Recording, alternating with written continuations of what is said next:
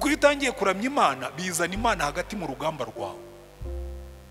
Iyo utangiye kuzenguruka Yeriko uramya Imana, umutima wawe uva kuri Yeriko ukajya ku Mana.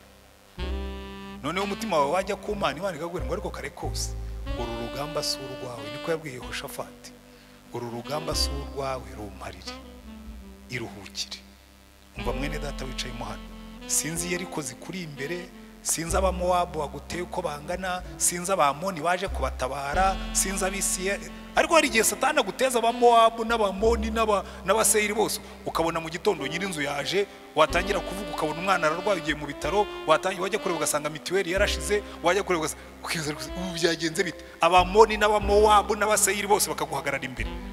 Hanyuma Imana ikabwira ngo simama kidogo, hagararaho gatoya, uru rugamba si urwawe, rumparire, murwanirire. Sinzi ibiguhagaze imbere, sinzi ibirimo kuguca intege, sinzi ibiguteye ubwoba, sinzi ibyaguhahamuye, ariko hindukira uhamagara Imana, uramye Imana, utumbira Imana, ize mu kibazo cyawe uhabwa kunesha. Dusenge Imana. Turagushimye Mwami Imana yacu, wari ubizi neza ko muri ino si tuzanyura mu makuba. Umugaragu wawe Yesaya arabyandika aravuga ngo ndabizi nuca mu mazi ntazakurengera, nuca mu muriro ntuzashya, nuca mu migezi ntizagutembana, kuko nzaba ndi kumwe nawe. Kiriya nicyo wibutsaga Yesu, uramubwira ngo Yesu wakwetura inkweto zawe ureke nyobora urugamba rwawe. Ndasengera umuntu wese uri hano muri riteraniro urimo kurwana intambara zimugoye, barimwe baranyura mu bibazo by'ubukene, abandi baranyura mu bibazo by'uburwayi, abandi baranyura mu bibazo by'intambara y'amahane y'abantu, abandi bari mu zindi ntambara ntashobora kurondora. Ariko Mana waratubwiye ngo muri ibyo byose uzabana natwe. Rengera ubwoko bwawe Mana, uwari ucitse intege, uwari unaniwe, uwari wihebye, urambura ikiganza cyawe umwibutse yuko uru rugamba atari urwaho ahubwo ari urwawe. Umwibutse uburyo umukunda, umwibutse ibyo wamunyujijemo, umwibutse ibyo wamukemuriye, umwibutse ibyo uzamukemurira, umwibutse imbaraga zawe, umwibutse ubutunzi bwawe, umwibutse urukundo rwawe. Aruhukire muri we Mana, ruhura ubwoko bwawe, bakuramye baguhimbaze, bashyire hejuru izina ryawe, uhindukire nawe ubaho umugisha ubaruhure. Reka izina ryawe ryubahwe, reka izina ryawe rivugwe, reka icyubahiro cyawe gishyirwe hejuru, ubwoko bwawe bunezerwe. Mwami Yesu waduhaye isezerano, uratubwira ngo babiri cyangwa batatu nibaterana mu izina ryanjye ngo nzaba ndi hagati yabo, kandi uratubwira ngo babiri cyangwa ngo babiri nibahuza umutima kugira icyo basengera ngo Data wo mu ijuru azagikora. Twishingikirije kuri iryo sezerano, tuzi kuri hano, ariko turagusaba Mwami Yesu ngo presence yawe ibi y'ukuri koko, ibe riyo, abantu bumve yuko bari kumwe nawe. Uwaje wese yumva afite ibimugoye, ibimunaniye, ibimunanije, urambura ikiganza cyawe umukoreho. Twemerere tugusabe Mwami Mwuka Wera ngo ni wowe umwami wacu yadusigiye ngo uzajye ukorana natwe. Utwemerere tugusabe ngo ugendagende hagati muri twebwe, ureke imbaraga zawe zitwikirira iteraniro ryose, ibintu byose bishobora kubarangaza, ibintu byose bishobora kubabangamira bikurweho. Uyu mwanya tugiyemo ubu mwanya wo kubana n'Imana, ubu mwanya wo kumva ijambo ryawe, ariko wowe n'umwanya wo kumva imbaraga zawe. Reka imbaraga zawe zigendagende hagati muri twebwe, ukore kuri buri muntu wese urimo hano, uwaje arwaye mu izina rya Mwami wacu Yesu Kristo. Dusengeye abarwayi bose, abari muri iri teraniro, nabo basize mu rugo, n'abashobora kuba barimo kutwumva muri ubu butumwa burimo gucaho. Imbaraga zawe zimanukire kuri iri teraniro ryose, kandi zimanukire gukora ibitangaza. Dusengeye abarwaye indwara z'umubiri, dusengeye abarwaye indwara z'imitsi, dusengeye abarwaye indwara z'amagufwa, dusengeye abarwaye indwara zo mu nda, dusengeye abafite ibibyimba, abafite amakanseri, abafite uburwayi ubwo ari bwo bwose mu izina rya Mwami wacu Yesu Kristo. Kandi muri kino gihe tukirimo no gusengera n'aba barahangaha hano mu Rwanda ndetse no mu bindi bihugu, turasenze mu izina rya Mwami wacu Yesu Kristo ngo imbaraga zawe zimanukire gukiza abantu, ngo imbaraga zawe zimanukire gukiza isi, ngo imbaraga zawe zimanukire gukora ibitangaza. Kandi mu izina rya Mwami wacu Yesu Kristo turasenze ngo hazaboneka abantu batanga ubuhamya yuko wakoze ku mibiri yabo ubwo twari turimo gusenga. Kandi mu izina rya Mwami wacu Yesu Kristo dusengeye abantu bose baje baremerewe mu mutima, bafite ibintu bibaruhije. Bamwe baruhijwe n'imyenda, abandi baruhijwe n'ubukene, abandi baruhijwe n'ubushomeri, abandi baruhijwe n'imibanire mibi, abandi baruhijwe n'ibintu byinshi. Ariko mu izina rya Mwami wacu Yesu Kristo turasenze ngo uyu munsi buri muntu wese umwegere kandi umubere igisubizo cy'ibibazo bye.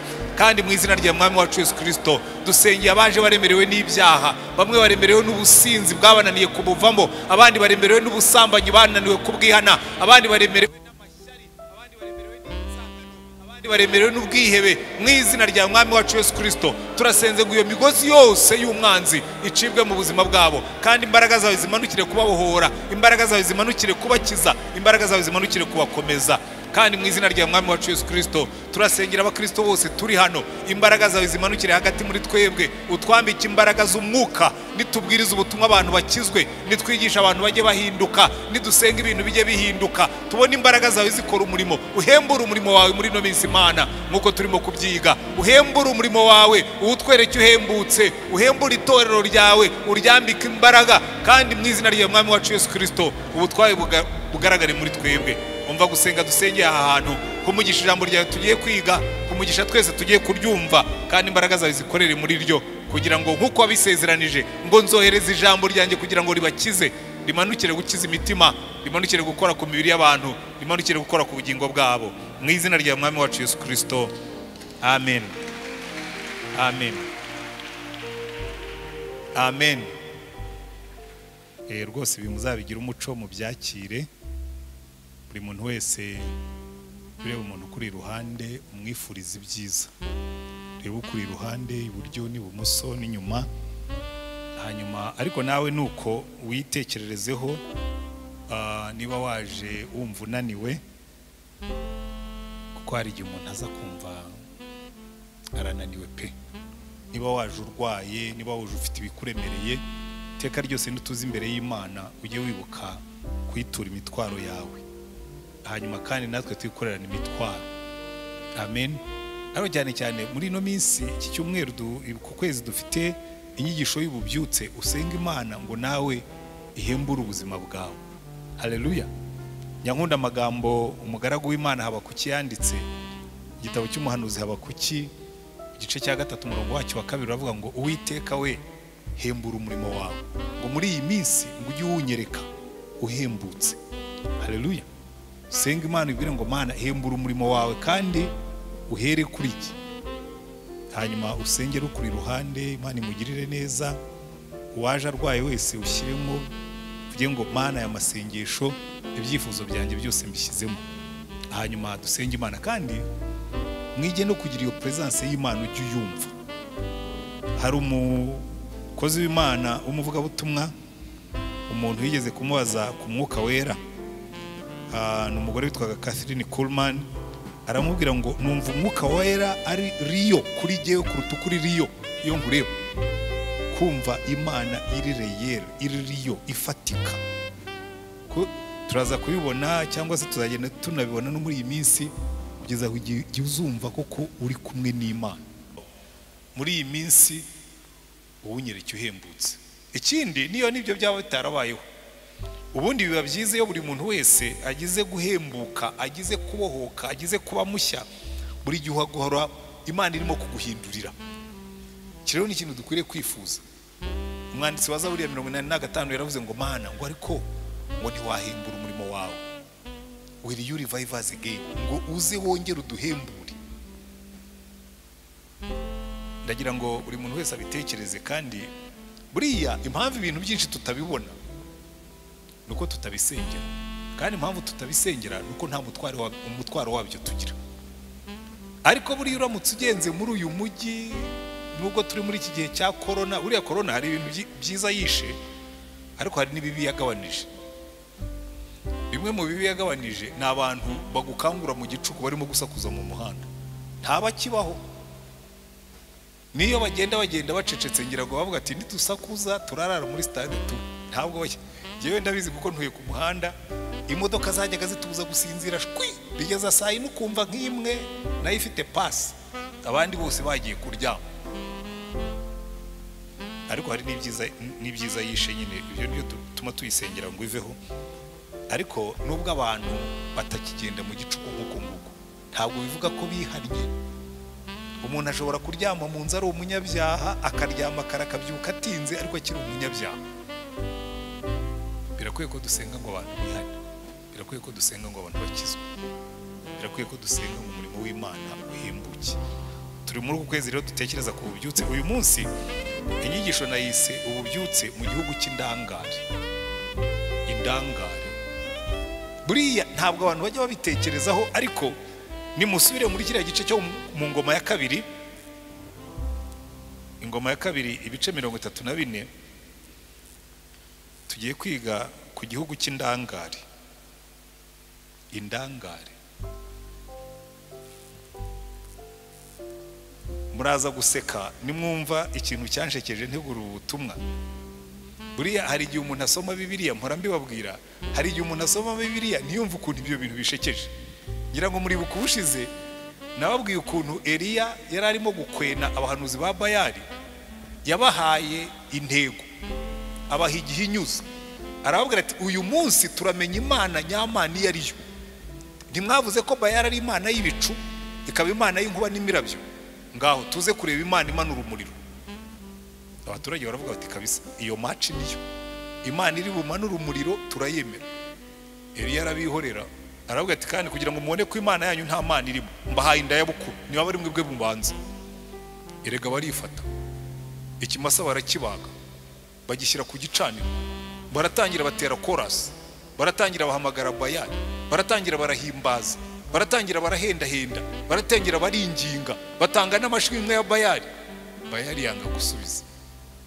Ngo bigejeje mu masaa 7 ngo Eliya atangira kubakwena, ngo akababwira ngo erega ngo nimuhamagare cyane, ngo ishobora kuba yazindutse, ngo cyangwa ishobora kuba yagiye kuri toilette, ngo haraho igannye, ishobora kuba yagiye kuri toilette. Muri original nicyo bivuga, ngo ishobora kuba yagiye kuri toilette, ngo cyangwa ubu ngubu yakoresheje inama, irimo iragisha inama niba ibasubiza cyangwa itabasubiza. Naha rero muraza kubonamo ikintu kiri buze kubatangaza nk'uko cyantangaje. Musubire hariya mu ngoma ya kabiri, ibyabaye ku ngoma y'umwami Yosiya. Uyu mwami Yosiya buriya rimwe na rimwe kugira ngo uzumve Bibiliya ugomba kubanza ukareba inkuru urimo gusoma aho iherereye. Uyu mwami Yosiya yari umwami mwiza, bamutangira ubuhamya rwose, yagaruye kubaho Uwiteka mu gihugu. Ariko nureba uwamubanjirije uwitwaga Amoni yari umwami wubakiye ibigirwamana. Ariko wamubanjirije sekuru nako witwaga Manase, sekuru wa Yosiya, we niwe wabaye umwami wagaheza mu bubi mu bami ba Yuda. Kuko murabyibuka Isirayeli yari yacitsemo kabiri, imiryango 10 ya ruguru yitwa Samariya, cyangwa ikitwa kapitali ikaba Samariya ariko ikaba Isirayeli. Niyo yaje kuvamo bari abasamariya, mujye mwumva mu isezerano rishya. Ubundi bwami bwepfo bugizwe n'imiryango 2 bwa Yuda bwagiye bugira abami bona bagenda neza. Ariko ubwami bwa ruguru kuva aho bwatandukaniye ku gihe cya Yeroboamu mwene Nebati na Rehoboamu mwene Salomo, ubwami bwa ruguru ntibwigeze bugira umwami numwe wubaha Imana, habe numwe. Nubwo bwagira abahanuzi benshi, ariko nta mwami numwe ubwami bwa ruguru wigeze wubaha Imana. Ariko ubwami bwepfo bwagiye bugiramo abami beza, bamwe bakubaha Imana, ariko abandi bakajya kwigira kuri bene wabo mu banjyaruguru bakaramya ibigirwamana. Aha rero uyu Yosiya we bamutangira ubuhamya akavuga ngo Yosiya agendana ingeso za sekuru za Dawidi. Ariko uwitwa sekuru Manase ni naho bihera kugira ngo wumve inkuru neza. Manase musomye mu gice cya 33 mukareba ibyo ku ngoma ya Manase uhera ku murongo wa 4, reka bariho mpera. Baratubwira ngo reka mpere ku wa 2 bice 33 ngo akora ibyangwa n'Uwiteka, akurikiza ibizira bikorwa n'amahanga Uwiteka yirukanye imbere y'Abisirayeli, kuko yongeye kubaka ingoro zashenywe na Hezekiya, akubakira Bayali ibicaniro, akarema na Ashira, akaramya ingabo zo mu ijuru zose akazikorera. Ndetse akora ibyotero mu nzu y'Uwiteka, kandi ari Uwiteka yavuzeho ati i Yerusalemu niho izina ryanjye rizaba iteka ryose. Kandi yubakira ingabo zo mu ijuru zose ibicaniro mu bikari byombi by'inzu y'Uwiteka. Acisha abana be mu muriro mu gikombe cya mwene Hinomu, akaragurisha ibicu, akaraguza abapfumu, akagira iby'uburozi, agashikisha abashitsi n'abakonikoni. Akora ibibi byinshi imbere y'Uwiteka, aramurakaza. Uyu ni Manase wabyawe na Hezekiya w'umukozi w'Imana. buriya ni ikintu kibabaje iyo usomye amazina y'abami ba Isirayeli usangamo abakozi b'Imana nka Hezekiya babyaye abakozi ba Satani nka Manase, ugasangamo abandi bakoreraga ibigirwamana ariko bakabyara abakozi b'Imana nka Yosiya. Njya mbibwira abantu nkababwira ni nubona waravukiye mu muryango udasenga ntibizaguca intege. Hari n'abakubwira ngo buriya ngo hari za karande zizankurikirana, ngo hari ibiki, nkababwira ni rekada, iyo wakiriye Yesu nta karande zinesha imbaraga z'Imana, so ntiziba. Kereka iyo wakiriye Yesu nawe, iyo Yesu atuye muri wowe ntashobora guturana na za karande z'ibyaha, nta nubwo ashobora guturana na za karande z'abadayimoni, ntibibaho. Ariko abantu bakubwira ngo reka buriya ngo utabonye umuntu ngo agukoreye deliverance ngo karande, nugira ibyaha ujye uvuga ko ufite ibyaha ntukavuge ngo ni karande zakuranze. Niza umwaka uburya agiye sinjya nzendera burya cyakora bashobora kugutambaho ibitambo, kuko twigeze gusengera umukobwa umwe yarafite abadayimoni baramuterura mukubita hasi turi mu giterane. Turangije igiterane tumujyaho turasenga duhera saa 11 yavuyemo saa 7. Aratubwira ati rwo n'ubundi ntaho ngiye, ati wabo baranyubakiye kandi uyu mukobwa baramumpaye, mwebwe nubwo murimo gutera amahane uyu n'uwanjye namuhawe n'irindi sezerano. Ushobora kubaho iwanyu waragutanze ariko iryo sezerano wowe ushobora kuryanga, iyo uryanze rirarangira, kuko ubuzima bwawe ibyaha by'ababyeyi ntabwo bizicisha abana, ibyaha by'abana ntibizica ababyeyi. Ariko reka ibyo ngibyo sibyo ndimo kwigishaho, nababwiraga ibingi uyu muntu Manase kuko ndagira ngo manze mwumve neza aho dukomoka, aho iyi nkuru ikomoka. Ariko ikintu kijya kimbabaza cyane ari yenye ntegereza ariko uyu mwami Hezekiya, muramwibuka Hezekiya? Hari igihe Imana yamutumyeho umwami umuhanuzi Yesaya, iramubwira ngo genda umbwirire Hezekiya ngo tunganya ibyo mu nzu yawe ngo kuko ugiye gupfa. Ngo ahindukirira Uwiteka arasenga, ngo Imana ituma Yesaya ngo subirayo, yarataragera no mu rugo, ngo subirayo umubwire ngo ikongereho imyaka 15. Ariko njye nibwira ko iriya myaka 15 iyo akunda kumvira Imana, kuko muri iriya myaka 15 nibwo Manase yavutse. Kuko Manase, Hezekiya yarapfuye, Manase afite imyaka 12, bivuga ngo muri ya myaka 15 Imana yamwongereyeho nibwo yabyaye uyu Manase waje agakora ibyangwa n'Uwiteka. Kandi muri iyo myaka nabwo nimusoma hano mu ngoma baratubwira ngo muri iyo myaka yikozemo ikindi cyaha cy'ubwirasi. Ariko ibyo ngibyo byose nenda kubitindaho, buri mukozi w'Imana wese agira ibizamugora n'ibyo yakoze nawe. Ariko nibwira ko hari igihe Hezekiya ashobora kuba yararebaga inyuma akavuga tumva iyo mba ntarasenze ririya sengesho uriya muntu ntaba yaravutse, ngo azakora ibyangwa n'Uwiteka birengeje urugero bituma igihugu cyose kijya mu kaga. Ariko nanone si ibyo turimo kwiga. Iyo rero twigarukire ku nkuru yacu y'ububyutse mu gihugu cy'indangare, buriya uyu mwami Yosiya yima yarimye, araza aragerageza agarura inzira z'Imana muri Isirayeli, ariko biza kugeza ahantu ngo kuko bari barashenye inzu y'Uwiteka barayishyizemo ibigirwamana, abwira abatambyi n'abarewi baravuga ati mugende mutunganye iriya nzu muyeze mukuremo biriya bigirwamana nimurangiza muyisane. Umva rero urwenya aho ruherereye, barimo gusana inzu y'Uwiteka ngo bashyira ibisanduka binini aho abantu bajyaga bazana amafaranga yo guhemba abakozi basana urusengero, bashyiramo ibisanduka binini, noneho barundamo amafaranga. Ariko ibyo bisanduka byari bisanzwe mu rusengero, murabizi twebwe duturira mu biseke, bo bari bafite ibisanduka bashyiramo amafaranga. Baravuga ati mugaruke mushyiriye amafaranga mu bisanduka by'Uwiteka byuzure duhemba abakozi batunganya urusengero. Noneho ngo barimo gutunganya urusengero bagiye guhemba abakozi, muri cya gice umurongo wa 14 ngo nuko ubwo basohoraga impiya zazanywe mu nzu y'Uwiteka, Hirukiya w'umutambyi yubura igitabo cy'amategeko y'Uwiteka yazanywe na Mose. Hano yubura ntabwo byumvikana neza, avumbura igitabo, bikubwira ngo iki gitabo yavumbuye munsi y'ikirundo cy'amafaranga cyari kihamaze imyaka, nta muntu uzi aho giherereye. Umutambyi niwe witereye hejuru ngo yo nguzi yuko cya gitabo twari twarabuze kiri hano mu giseke cy'amaturo. ntabwo sinzi niba murimo kubyumva. Umutambyi mukuru ndaje mbibasobanurire neza mu byumve. Umutambyi w'indangare wasimbuye izindi ndangare, aho igitabo cy'Uwiteka kibura ntibanigore bagishaka ngo babaze ngo cyagiye. Noneho barundanije amafaranga yo gusana urusengero, bateruye igikarito basutse, babona na cya gitabo ngiki barakibona.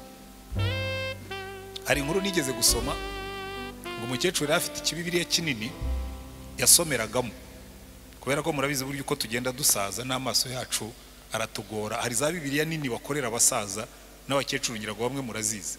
Noneho akagira utudarubindi ntabwo twari dutoya ariko ushobora kuzinga. Noneho ngo ashyira amadarubindi ye muri bibiriya kuko cyari kinini cyane, hanyuma arayabura. Kandi akajya abwira abantu ati jewe nta munsi n'umwe ushobora gucaho ntasomye bibiriya. Arambitse bibiriya ye, amadarubindi ni mari, amara icyumweru yarabuze amadarubindi. Noneho abantu bamugirira n'impuhwe, bamwe ati se mukecuru ko wabuze amadarubindi yawe uracyashobora gusoma bibiriya? Ati mugisha mfite nuko inyuguti zayo ari nini zo ndazisoma.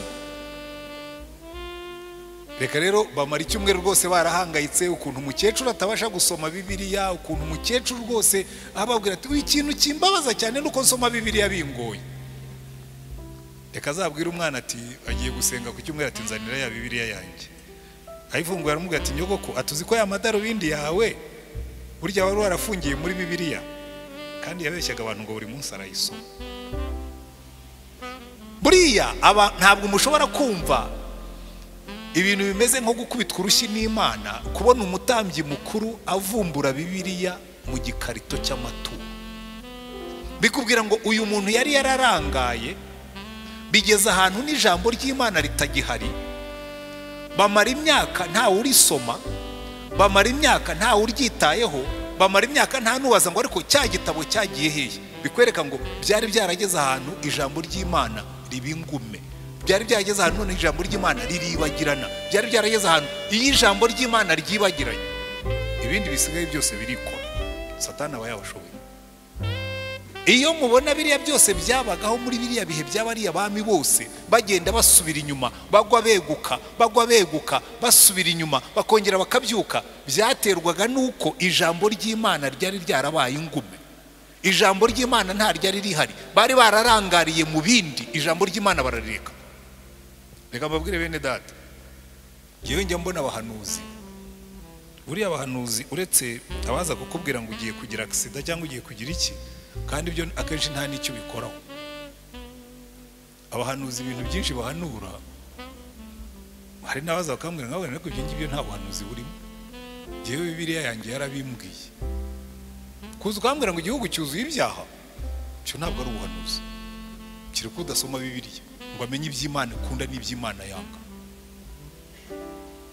Bitatu bya kane by'ibibazo tubona byavaho abantu baramutse basoma ijambo ry'Imana. Turaza kubibona. Abantu benshi bafite za bibiriya ariko ntibazisoma, na benshi bakubwira ngo barazisoma ntibazisoma. Iki gihugu cya Isirayeli, impamvu inyigisho nayise ngo nububyutse mu gihugu cy'indangare, barangariye mu bindi bibagirwa iby'ingenzi. Kandi uko bari bameze muri kiriya gihe n'uno munsi niko tumeze. Jewe nigisha abapasitori, hari igihe njya mbaha ikizamini nkabatega imitego nkamenya ko batajya basoma bibiriya, kandi ni imitego iri sema. Ukandika ngo hitamo igisubizo kiri cyo cyangwa kitari cyo, ngo nuko Paulo n'umugore we Sira ngo bafungirwe i Filipi, yego cyangwa oya. Ukabona harimo nk'abantu bagera kuri 5 banditse ngo yego. Paulo na Sira babaye umugabo n'umugore. Kubera iki? Ntabwo ajya asoma bibiriya ngo yibuke ko Sira yari umugabo. Kandi na hano bamwe mushobora kuba ari nuko namwe mwajyaga mu bitekerezo. Timoteyo umuhungu wa Paulo bamusiga, kandi ugashyiraho tike, ntiyibuke ko Timoteyo ntabwo Paulo yigeze abyara kuko nta mugore yari afite. Utuntu turi simple tukagufasha kubona ko abantu badasoma bibiriya zabo. Erego ukumva umuntu, njya mbyumva no kuri radio, aya maradiyo rero yamfashije kujya amenya ibyo abantu badasoma bibiriya zabo. ngo nuko Paulo na Sila, nigeze kumva umuntu yiyasira arabyigisha n'aya matwi yanjye abiri, ngo Paulo na Sila ngo basiga umwana wabo Timoteyo ngo kuko bakundaga umurimo w'Imana. Ndavuga ndakanyagwa. Paulo na Sila n'uyu basiga umwana wabo Timoteyo. Ibintu ntabwo mujya mubyumva. Hashobora kuba harimo n'abandi bajyaga bitekereza gutyo, kuko Bibiliya zabo ntibazisoma. Abantu benshi mufite Bibiliya z'imitako ni decoration yo kwerekana ko uri umukristo, ariko ntabwo muzisoma. Igihugu cy'indangare. Ariko reka murebe ingaruka zabyo. Gituma aba bantu bita indangare, mpereye kuri ya nkuru wa mukecuru icyambere. Nta kuntu ushobora gusobanura ko aba batambyi bahoraga mu iteraniro bagatamba ibitambo batajya basomera abantu ijambo ry'Imana. Ariko n'uyu munsi ndabibona, twe tuba ku rubuga rwa pastori rugari. Hari igihe ujya kubona ukabona ku cyumweru mu gitondo umupastori yanditseho ngo hari umuntu wandusha ngo ibice biri busome uyu munsi. Nawe ese ku cyumweru mu gitondo uyu mupastori utazi ibice biri busome uyu munsi ubu yateguye inyigisho ari bwigisha abantu? Ni ibintu ubona igihugu cy'indangare, kuko hari ibintu Imana yavuze tugomba kwitaho niba tugomba kugira revival tukagira imbaraga. Icyambere kibereka ko bari abantu babaga mu burangare. Imana yari yarategetse ngo buri mwaka uko umwaka utashye abatambyi n'abarewi ku minsi mikuru yategetswe bajye basomera ubwoko bwa Isirayeli aya mategeko yose uko angana. Niyo mpamvu bazaga bakamara icyumweru cyose baganditse Yerusalemu. Hari iminsi 3 mikuru bagombaga kugandika Yerusalemu abatambyi bakuru, kubera ko icyo gihe byari bigoye kwandika Bibiliya, nta macapiro yari ariho, babyandikaga n'intoki. Bagafata Bibiliya bakayibasomera bakabifata mu mutwe. Buri mwaka buri mugabo yagombaga kuza. Urumva mwebwe mushobora kumva ari ibintu bikomeye, ariko baraturusha. Niba bari kubasomera Bibiliya 3, kuko icyo gihe Bibiliya ntabwo yari ni nk'iyo dufite. Amategeko ya Mose yaragizwe na bitabo 5 bya mbere. Niba bari kubasomera aya mategeko kuva ku, nta nubwo igitabo cy'itangiriro cyo nta nubwo cyari kirimo, baheraga ku kuva bakageza ku gutegeka kwa kabiri. Icyo cyitwaga igitabo cy'amategeko ya Mose. Bagombaga kubibasomera buri mwaka inshuro 3. Nawe ufashe Bibiliya ukayirangiza inshuro 3 ku mwaka, wazageza ku myaka 60 warayumvise inshuro zirenga 180. Waba uyizi neza. Natwe turazitunze ariko ntituzisoma nkuko twagombye kuzisoma. Tumeze nk'aba ngabo.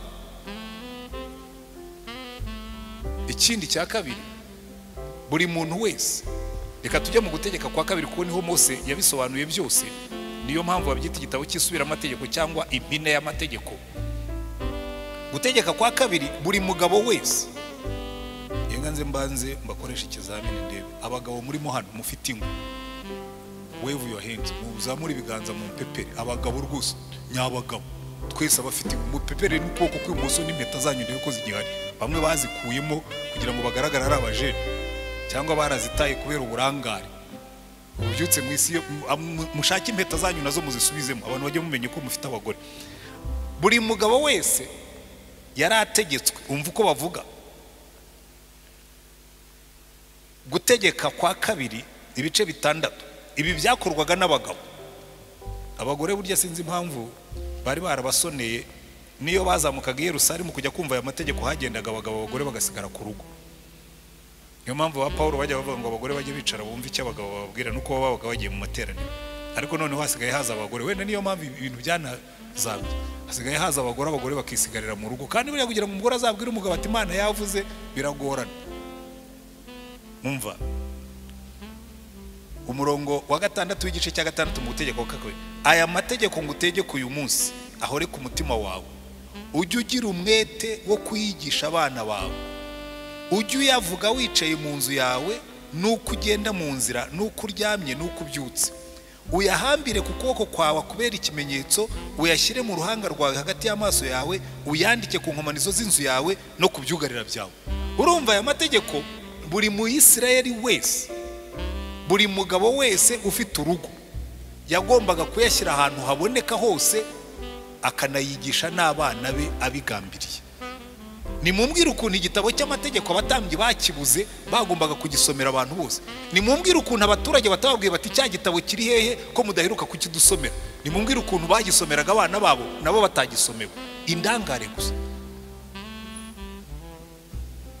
Hanyuma abangaba kandi bakivumburiwe bari abami. Kandi umva ikindi Imana yari yaravuze. Babeza abantu benshi bakubwira ngo urumva ngo twe tuba dufite akazi kenshi ngo nta mwanya twabona wo gusoma Bibiliya. Imana y'ibyo ngibyo muvuga ni inzitwazo, yo ntiyari ibyitayeho. Umva icyo yari yarategetse abami bose. Ahubwo icyo yategetse abami nicyo cyari gikomeye. Umva mu gice cya 17 cyo gutegeka kwa kabiri. Gutegeka kwa kabiri aho ngaho mu gice cya 17 umurongo wa 18 uvuga ngo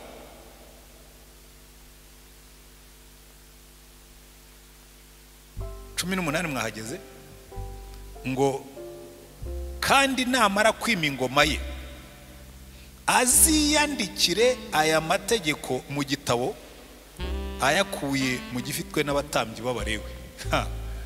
Urumva ngewe nkunda iki kintu Imana yari yarashyizeho. Ntabwo yavuze ngo bazamwandikire bamuhe kopi. Oya, umwami aziyandikire aya mategeko ayakuye muri cya kindi abatambyi bari barabuze kigatwikirwa n'amakashi. Uriya umwami aziyandukurire. Tekereza umwami kwicara wazama nka pima wa Kristo nkabaha amabwiriza yo kwiyandukurira Bibiliya, noneho n'amakaramu yarabonetse n'impapuro. Kiragiye kwandukura byari bikomeye kubera ko wandikaga ku bintu by'ibihu n'ibikorogoto, no kwandika byari bikomeye. Ariko Imana iravuga ngo oya, umwami we bajye bamuzanira igitabo gifitwe n'abatambyi, cya kindi cyari cyaraburiye mu gikarito cy'amaturo, yiyandukurire aya mategeko yose. Kandi ari umwami yiyandukurire. Umva, reka mbibasomere. Namara kwima ingoma ye aziyandikira aya mategeko mu gitabo ayakuye mu gifitwe n'abatambyi b'Abalewi. Icyo gitabo azakibane ajya agisomamo iminsi yose akiriho, kugira ngo yige kubaho Uwiteka Imana ye no kwitondera amagambo yose y'ibi byategetswe n'aya mategeko no kuyumvira. Umwami yagombaga kwandukura, akiyandukurira. Ntabwo bagombaga kumwandukurira nubwo ari umwami, akiyandukurira aya mategeko, yarangiza akajya asoma icyo gitabo buri munsi akiga kumvira ibirimo, bikamuhesha umugisha. Kuko Imana iramusezeranya ngo ahubwo umutima utishyira hejuru ya bene wabo, adateshuka iburyo cyangwa ibumoso ngo ave muri aya mategeko, ahubwo ngo arame mu bwami bwe we n'urubyaro rwe hagati mu Bisirayeli. Ibanga ryo kuba umwami mwiza ryari rishingiye ku kwiyandukurira iki gitabo akajya agisomamo buri munsi nubwo yari umwami. Twebwe rero turicara ngo urumva ngo ntibyakunda, ngo riga ngo nta mwanya umuntu yabona. Isi y'indangare, isi y'indangare. Hanyuma umva uko Imana yabwiye Yosuwa, kandi Yosuwa yari umujenerali ugiye kurwana intambara. Yosuwa igice cya mbere, Imana iramubwira ngo Yosuwa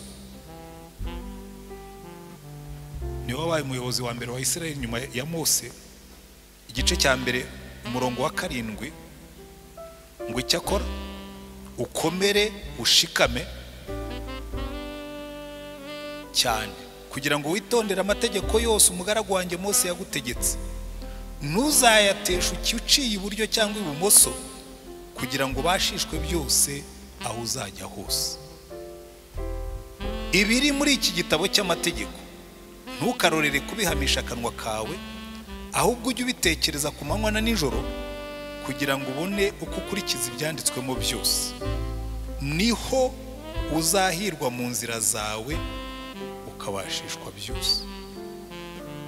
Urumva, iteka ryose iyo Imana ivuze ku ijambo ryayo ishyiraho n'isezerano yuko abazarisoma bazaboneramo umugisha. Muzitegereze, nta hantu na hamwe Bibiliya ivuga kugendera mu ijambo ry'Imana ngo ibure kongeraho yuko uzabikora wese azavanamo umugisha.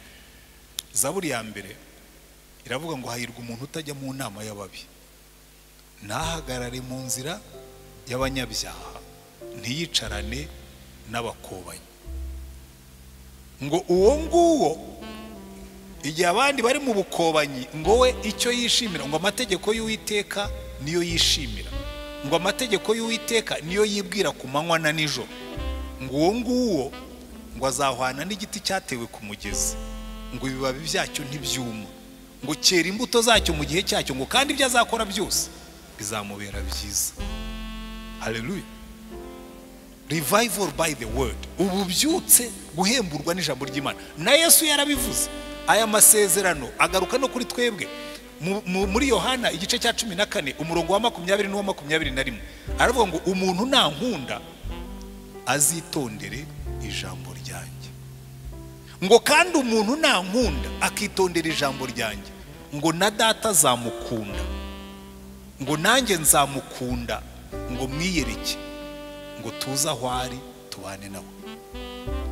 Aho uzasoma hose uzasanga yuko iteka ryose Imana isezeranya ko abayumvira bakagendera mu ijambo ryayo bazaba abanyamugisha. Reka mbereke uko bikora. Jewe narabibonye. Ubundi yuza ubwenge, ikintu cya mbere kizonona ubwenge bwawe ni ibyaha.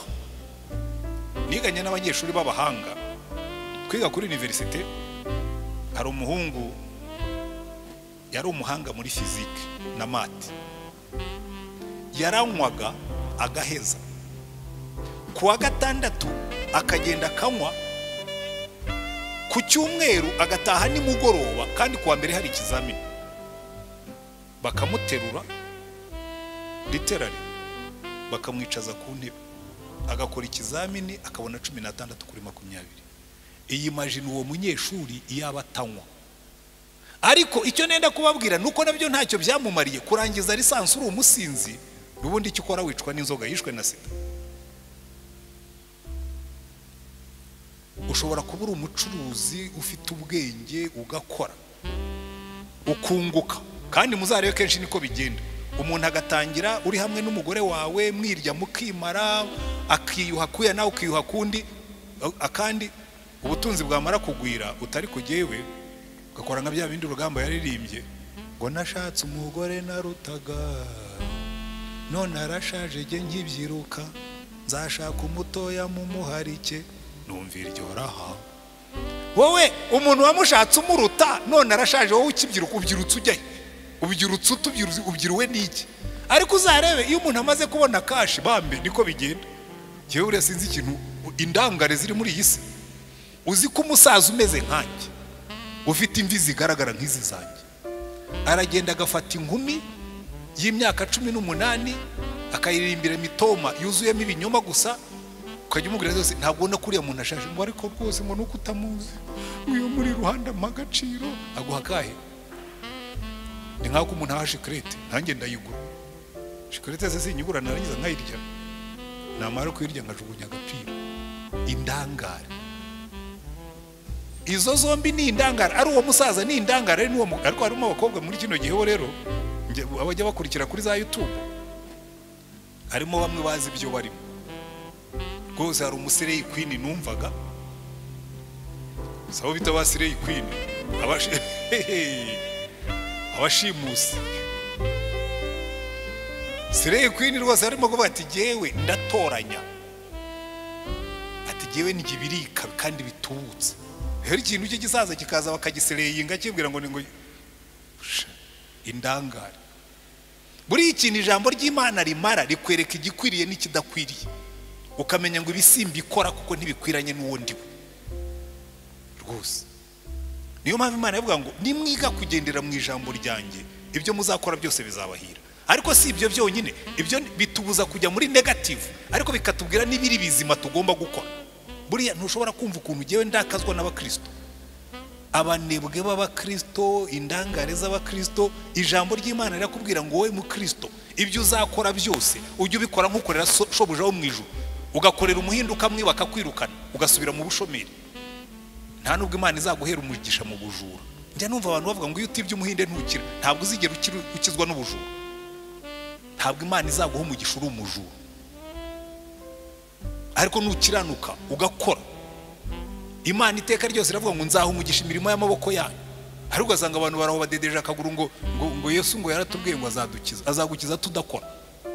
Buriya principe z'Imana zikora muri positive, zitubwira ibyo tugomba gukora kugira ngo tujye imbere. Iyi Imana ivuga ngo umuntu uzagendera muri aya mategeko yanjye azaba prosperous, mbese ngo azunguka. Hari ibintu Imana ivuga tugomba gukora. Imana iravuga ngo itegereza urutozi ngo ntirugira umutware uruhagarara hejuru, ngo ariko ruribwiriza rukishakira ibyo ruzarya mu gihe cyane. Ibyo ni bitubwira uburyo dukora ibintu. Ikabwira abagabo ngo bakunda abagore babo, ikabwira abagore ngo bubahe abagabo babo. Hari ibyo Imana itubuza, hari n'ibyo idutegeka. Ijambo ry'Imana ntabwo rigarukira mu byo twihana. Ikibazo dufite mu bakristo benshi, bafite ibyo bihari, bakubwira ibyo badakora ariko ntibakubwira ibyo bakora. Ngo ugiye sinywa inzoga fayine, n'abarwayi benshi muganga zibakuraho. Mbwira ibyo ukora bizima. Benshi bakuratira ibyo badakora aho kuratira ibyiza bakora. Ariko iri jambo ry'Imana ritubwira ibibi tugomba kwirinda, rikatubwira n'ibyiza tugomba gukora. None Imana ikabiha umugisha. Nuko abantu b'abanyamugisha nugendera mu by'Imana yavuze. Nahoze nganira n'umuntu ejo bundi, erega corona nawe yazanye yindi theology. Kose giye maze iminsi reka ne kuvuga ko mbirambiwe kuko ndabizi niba nabimbaza nzabisubiramo. Umuntu yaje ndebe pastor ko abantu benshi bavuga ngo rwose ngo gutanga icyacumi byavuyeho, ngo cyane cyane ko corona yazanye ibibazo. Ndavuga ibyo ngibyo ntabwo corona yigeze isimbura Imana. Hari iby'Imana yavuze ntibikurwaho na corona. Ntabwo Imana yigeze ivuga ngo ntimuzongere gusubira guterana. Cyakora tugomba kugabanya imibare kuko niko amabwiriza ameze. Ariko hano muri uru rusengero twe dushobora no gushyira hejuru. Abari basanzwe basenga mu Kinyarwanda bose bagakwirwa muri runo rusengero, kuko ubu twemerewe 50% kandi uru rwicaza abantu 2500. So 1200 ushobora guteraniramo. Hari abantu bavuga pastor urumva jewe ngiye mu rusengero corona yanjye. Ujya mu isoko ntikurye, ukagenda muri bisi ntikurye, ukagenda kuri moto yagenze abantu benshi ntikurye, ariko ugiye mu rusengero yakurye. None Imana ikavuga ngo ntimukirengagize guterana kwera nkuko benshi basigaye babikora. Hari iby'Imana ivuga nibyo twe tugenderaho. Kandi ubundi reka mbahumurize, niba hari ahantu utakwandurira corona cyane ni mu rusengero. Kubera iki? Number 1 hari Imana. Nita turinda n'ubundi ntuzirindira hanze. Imana itakurinze hari hanze rwose byo. Icya kabiri, hano hakorerwa isuku kuruta muri bisi. Iteraniro rirasohoka buri ntebe yose tukayisanitizinga, tugateraho umuti tukayihanagura. Nizi mikrofone tuzivugiraho twamaze kuzisanitizinga. Ikirere cya hano kiba cyuzuyemo imiti, ahubwo niyo nerwo ko turafuhera no hejuru buriya biba birimo. Abona ngo mu rusengero ngo corona ngo yagufate. Kwitarabafatira muri bisi ariko. Kwitarabafatira mu isoko. Kandi mujye indangare. Buriya reka mbabwire ibintu bingahe biza ku muntu iyo yavuye mu ijambo ry'Imana hanyuma ngane ku musozo. Ikintu cya mbere kigaragara muri buriya bwami bw'abari abami, iyo umuntu yavuye ku ijambo ry'Imana, ikintu cya mbere gikurikiraho hakurikiraho kutita ku buzima bwo mu mwuka, kuko iri jambo niryo ridusembura kwita mu by'umwuka. Iyo udasoma ijambo ry'Imana ntuzamenya iby'Imana itekereza, ntuzamenya iby'Imana ishaka, ntuzamenya iby'Imana ikunda, nta nubwo uzamenya iby'Imana yanga. Uzajya ugenda gusaba kurandasa. Ndenda kukubwira ko nta muhanuzi uzaguhanurira ngo akubwire iby'Imana ishaka byose. Ijambo ry'Imana niryo rizakuyobora. Hari abantu benshi bubakira ku bahanuzi, ariko umuhanuzi ntabwo ashobora kukubwira iby'Imana ivuga ku bintu byose. Ntabwo umuhanuzi azakubwira uburyo uzita ku bana bawe nkuko Bibiliya ibigenza. Ntabwo umuhanuzi azakubwira uburyo wita ku mugabo wawe niba uri umugore. Ntabwo umuhanuzi azakubwira uburyo wita ku mugabo wawe niba uri umugabo, ku mugore wawe niba uri umugabo. Ntabwo umuhanuzi azakubwira uburyo ukora akazi kawe niba uri umukozi. Ariko ibyo byose Bibiliya irabikubwira, ukamenya iby'Imana ishima ukabigenderamo, ukamenya iby'Imana yanga ukabyirinda, noneho ukaba muzima mu mwuka. Ariko iyo wataye ijambo ry'Imana, ikintu cya mbere kibaho, utangira kuba negligent mu by'umwuka, utangira kugira ubunebwe mu bintu by'Imana. Icya kabiri cyiza, utangira kwifatanya n'abanzi b'Imana banegura ibintu by'Imana, nawe ukajyamo ukanegura. ndetse ugatangira kubumvira kuruta uko wumvira iby'Imana ivuga, ko ntabwo uzi icyo Imana ivuga, ibyo wakubwiye byose urabyakira. Aba bami ba Isirayeli nimwitegereza, iteka ryose iyo babaga bavuye ku mategeko y'Imana batangiraga kuramya ibigirwamana by'ababakikije, kuko byo byarafatikaga kandi ntacyo bisaba. Buryo uzaho umupfumu atandukaniye n'umuhanuzi. Umuhanuzi aza kubwira kuva mu byaha, umupfumu ntacyo agusaba uretse ndaguye gusa. Iteka ryose iyo Abayisirayeli bavuga ku gitabo cy'Imana bajyaga kuramya ibigirwamana by'abaturanyi. Icya gatatu cyiza, utangira kugendera mu byaha nta soni ufite, kuko iyo umaze kuzimya, iyo umaze gucecekesha umutima wawe kubera kubona abandi bose babikora. Abantu benshi muzuve muri kino gihe barakubwira ngo baravuga, ngo nasomye kuri YouTube ngo baravuga. YouTube ntabwo ari Bibiliya. Buriya ndeka mbabwire n'ikintu kimwe, hari abantu benshi bajya gushaka ibisubizo by'ibibazo byose bakajya kuri Google. Ikintu cyose wanditse kuri internet, cyaba ari cyo cyaba atari cyo, iyo ushyizemo Google kizaho. Niyo nashyiraho ibinyoma nkakubwira ngo nushaka gukira, wenda tuvuge nushaka gukira kanseri, ujye urya ibitunguru, uzajya kuri Google kuko nabyanditseho usange byanditseho uti haraho nabisomye, wabisomye byashyizweho nande. Ese uwo muntu afite ubuhe buhanga bw'ibyo bintu? Buriya ibintu byinshi mugenderaho ngo mwarabisomye, ngo mwarabyumvise, ikizakubwira ko ari byo cyangwa atari byo, somira ijambo. Ngo ariko ngo baratubwiye ngo umugabo ashobora kuryamana n'undi mugabo ngo iyo yumva bishaka. Fine, Imana ikakubwira ngo icyo ni ikizira. Nigeze kujya impaka n'umuzungu umwe ambwira ngo ariko ngo buriya ngo impamvu muri Afrika ngo mudashyigikira abatinganyi ngo nuko mutazi science. Ntabwo ari science ndayize, ariko jewe narayize ndanasoma. Ati iyo warasomye rero wagombye kumenya ko bira bintu biri genetic, biri mu maraso. Nambwira genetics ntacyo zimbwiye, nizanjye nazo sinzima. Sinkururwa n'abagabo ariko nkururwa n'abagore. Use nzagenda nsambana ahantu hose uko abagore bankurura. Genetics ntabwo zisobanura ibyaha ukora, kuko Bibiliya yakubwira ngo ntuzabikora. Iri jambo niryo riduha umurongo tukawugenderamo. Iyo urivuyeho uratangira icya mbere ubuzima bwawe bwo mu mwuka bugacogora, icya kabiri ukifatanya n'abanzi b'Imana, icya gatatu ukagendera mu migenzo nk'iyabo, ukazana ibigirwamana n'ibindi byaha, hanyuma icya nyuma ugasubira inyuma mu bugingo. Uzabona umukristo wasengaga wari ufite imbaraga, iyo yatangiye kureka gusoma ijambo ry'Imana asubira inyuma mu bugingo. Isirayeli iteka ryose iyo barangaraga ku by'ijambo ry'Imana, kandi natwe uno munsi niko bimeze. Uzarebe, niho ngiye kurangiriza. Umukozi w'Imana Paulo yandikiye Timoteyo, aramubwira ngo Timoteyo, ngo mu minsi ya nyuma hazaza ubwoko bw'indangare. Ariko ibyo nigiye ubishyizeho kuko siko yabyanditse. Aramubwira ngo Timoteyo wa 2:3 ngo umenye yuko mu minsi y'imperuka hazaza ibihe birushya. Bya bindi byose maze kubabwira mugiye kubyumva none ukuntu Paulo yabyanditse, ngo kuko abantu bazaba bikunda, moral decadence, bakunda impiya za zindi zari zaratwikiriye igitabo mu gisanduka, birarira, bibona, batukana, batumvira ababyeyi, ari indashima, batarabera, badakunda n'ababo, batuzura, babeshyerana, batirinda, bagira urugomo, badakunda ibyiza, bagambana, ibyigenge, bikakaza, bakunda ibibanezeza aho gukunda Imana, bafite ishusho yo kwera ariko bagahakana imbaraga zako. Si iki gihe turimo se? Abantu buzura urusengero bafite ishusho yo kwera ariko bahakana imbaraga zako zitwa gakiza no guhinduka. Iyo bavuyemo kubera ko batagendera ku by'Imana yavuze, bajya hanze bakikunda, bagakunda imbiyo, bakikakaza, bakibona. Urubyiruko ntirwumvira ababyeyi, ukamugirira neza akabinda ashima, n'Imana ikamugirira neza ntayiteho. Batarabera, badakunda n'ababo, batuzura, babeshyerana, bagira urugomo, badakunda ibyiza, bagambana, ibyigenge, bikakaza. Urumva buri kintu cyose kirimo hano mbabwiye ngo mugende mu nkorera ubushakashatsi, mwabona ingero zabyo. Umuntu arifata agapangira undi kuko nta Mana afite, akamubeshyera kandi bigafata. Umuntu arifata akagambanira undi kandi bigafata. kuko ari wari n'undi wese bafatanya nta mana bazi, nta nubwo bazi icyo Imana ivuga kuri ibyo ngibyo. Umuntu arifata akikakaza akiremaza kuko nta mana azi.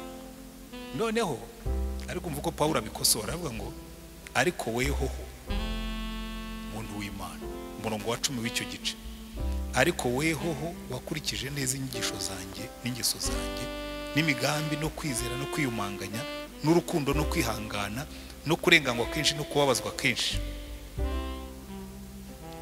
Umurongo wa 14 akongera akabisubiramo ngo ariko weho ugume mu byo wize ukabyizezwa kuko uzwa kwigishije, kandi uzi yuko uhereye mu buto bwawe wamenyaga ibyanditswe byera bibasha kukumenyesha ubwenge bwo kukuzanira agakiza gaheshwa no kumenya Yesu Kristo.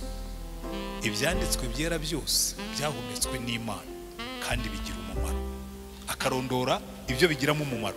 Bigira umumaro wo kwigisha umuntu no kumwemeza ibyaha bye no kumutunganya no kumuhanira gukiranuka, kugira ngo umuntu w'Imana abashyitse afite ibimukwiriye byose ngo akore imirimo myiza yose. Icyo ni ijambo ry'Imana ritumarira.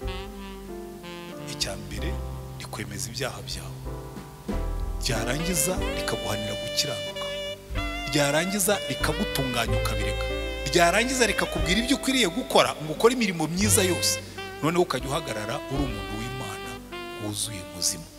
Mwambwiye ngo amen. Ariko nimusoma muri Bibiliya zanyu muzasanga niko bigenze. Muri Yeremiya igice cya 23 umurongo wa 28 wa 29 Imana iravuga ngo umva, umuhanuzi navuga ibye nibye, ngo ariko ufite ijambo ryanjye narivuge nk'uko riri, ngo ubundi ngo ijambo ryanjye rihuriye n'ibyo bihwayihwaye byabo. Ubwo ndimo ndabishyira mu magambo yanjye ngo kuko ijambo ryanjye ngo rimeze nk'umuriro, ngo kandi rimeze nk'inyundo imenagura urutare. Buriya naje kureba ahantu bakora aya mabuye dukoresha mu mihanda, bari abantu bakora amabuye, nasanze ibi bintu Imana ivuga ari ukuri.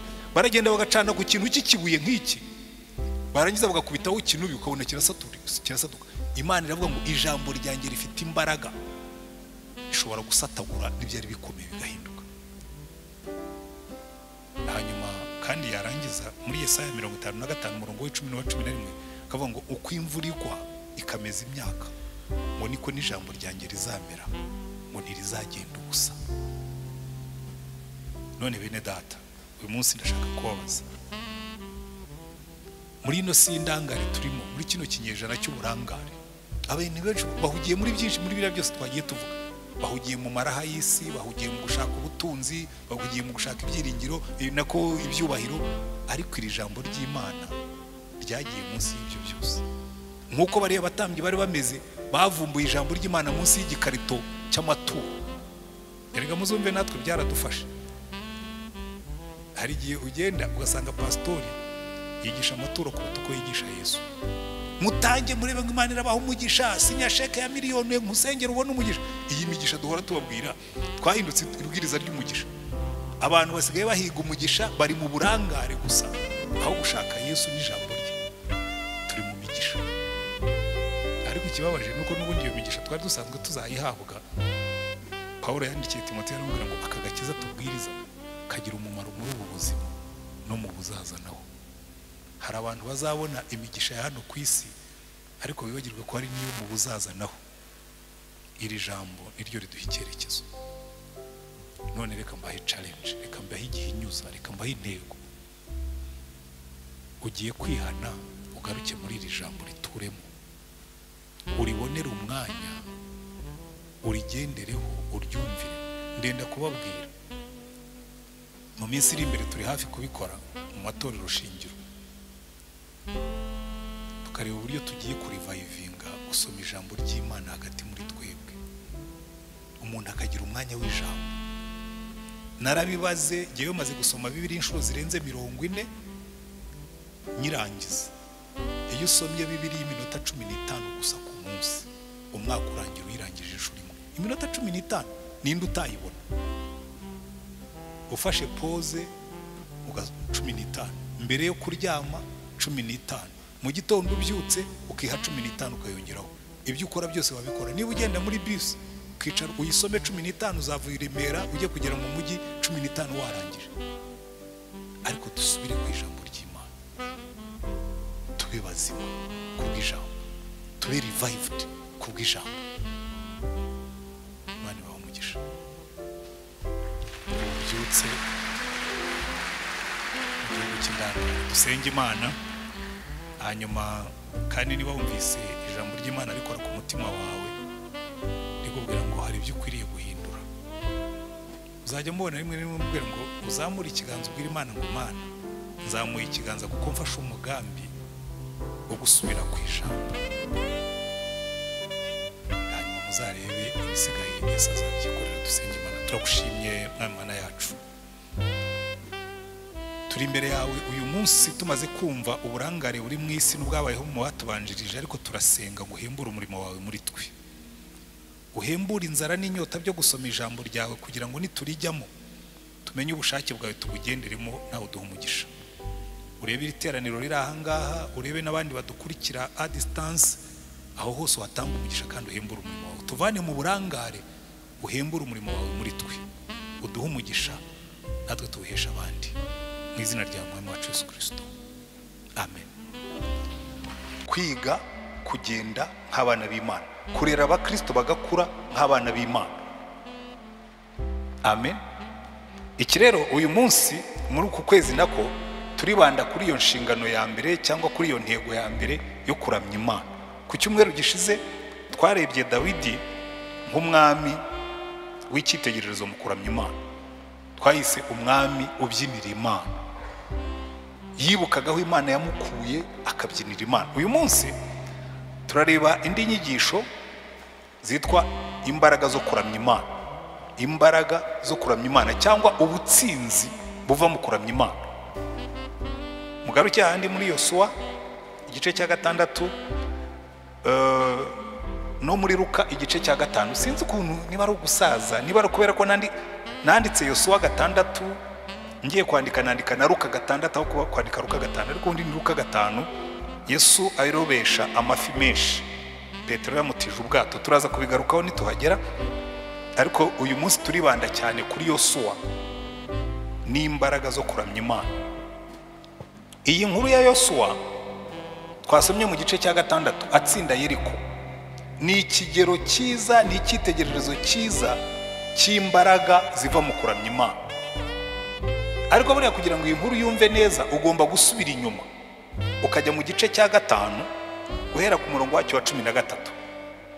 Murabizi ubwo Mose yari amaze gupfa, mbere yuko apfa yabajije Imana ariko ati se kumbwiye ngo sinzambukana n'aba bantu ngo mbajyane mu gihugu cy'amasezerano, ninde uzabambukana?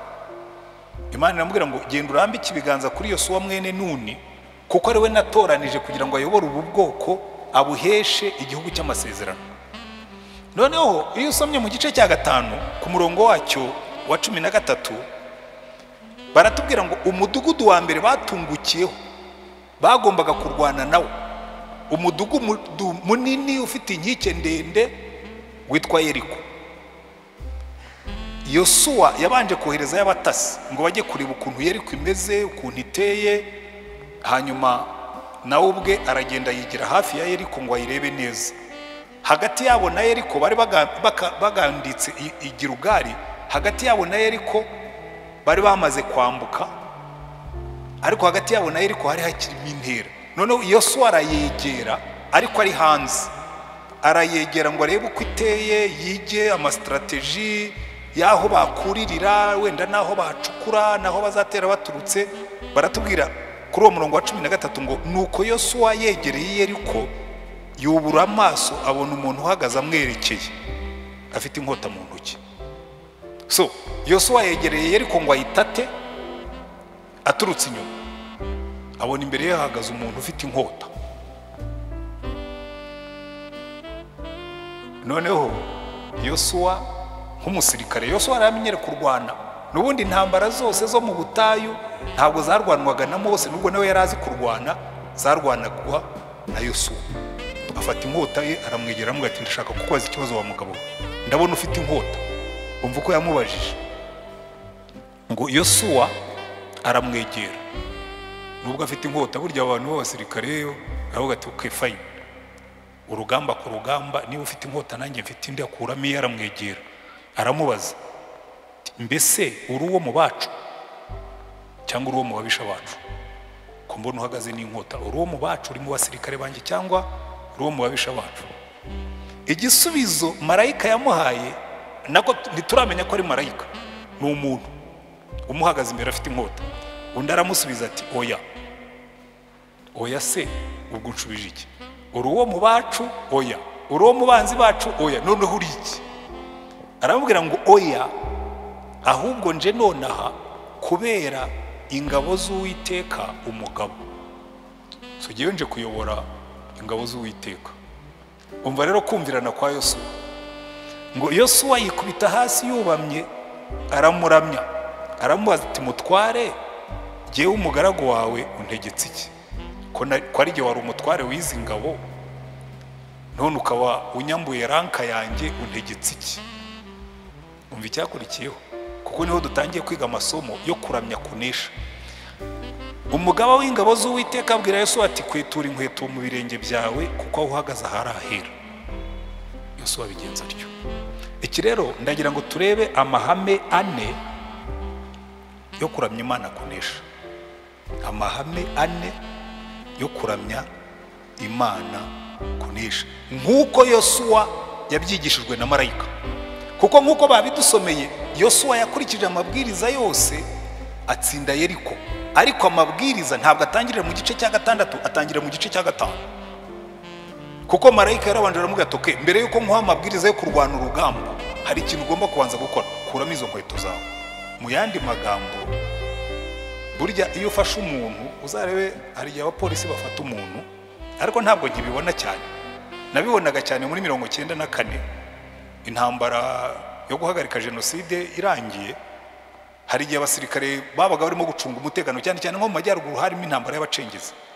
Bafataga abantu bakavuga ati ikintu cya mbere bakubwiraga bakibwira ngo kuramo izo nkweto wicare hasi. Ntabwo wicaraga wambaye inkweto.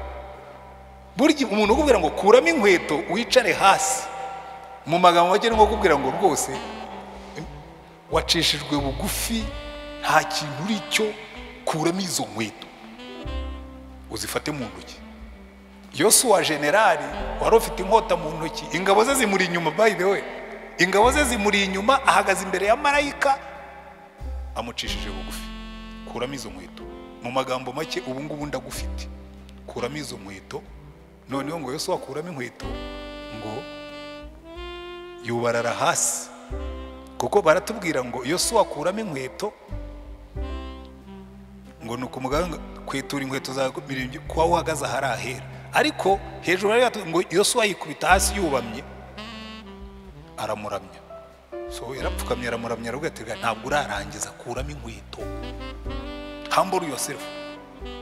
Ihame rya mbere zirizana kunesha muri ibi ngibi byo mu kuramya Imana, guca bugufi, ubuzima bwawe ukabushyira mu biganza bya Yesu. Urumva, niba wikubise hasi imbere y'umuntu ufite inkota ashatse no kukwica yakwica, ntabwo uba ukimurwanije. Ni ukuvuga ngo mfata unkoresha icyo ushaka. Hari indirimbo y'abakatolika nkunda cyane, bavuga ngo nduwawe nyagasani Yesu, nduwawe ungenza uko ushaka, nduwawe, nduwawe,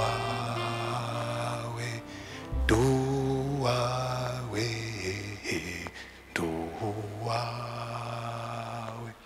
Buriya kunesha kwacu kwa mbere mu kuramya Imana, total surrender, kujya imbere y'Imana ukubarara hasi, amashagaga yose ukayashyira ku ruhande, ukabwira Imana ngo ngaho mfata unyobore.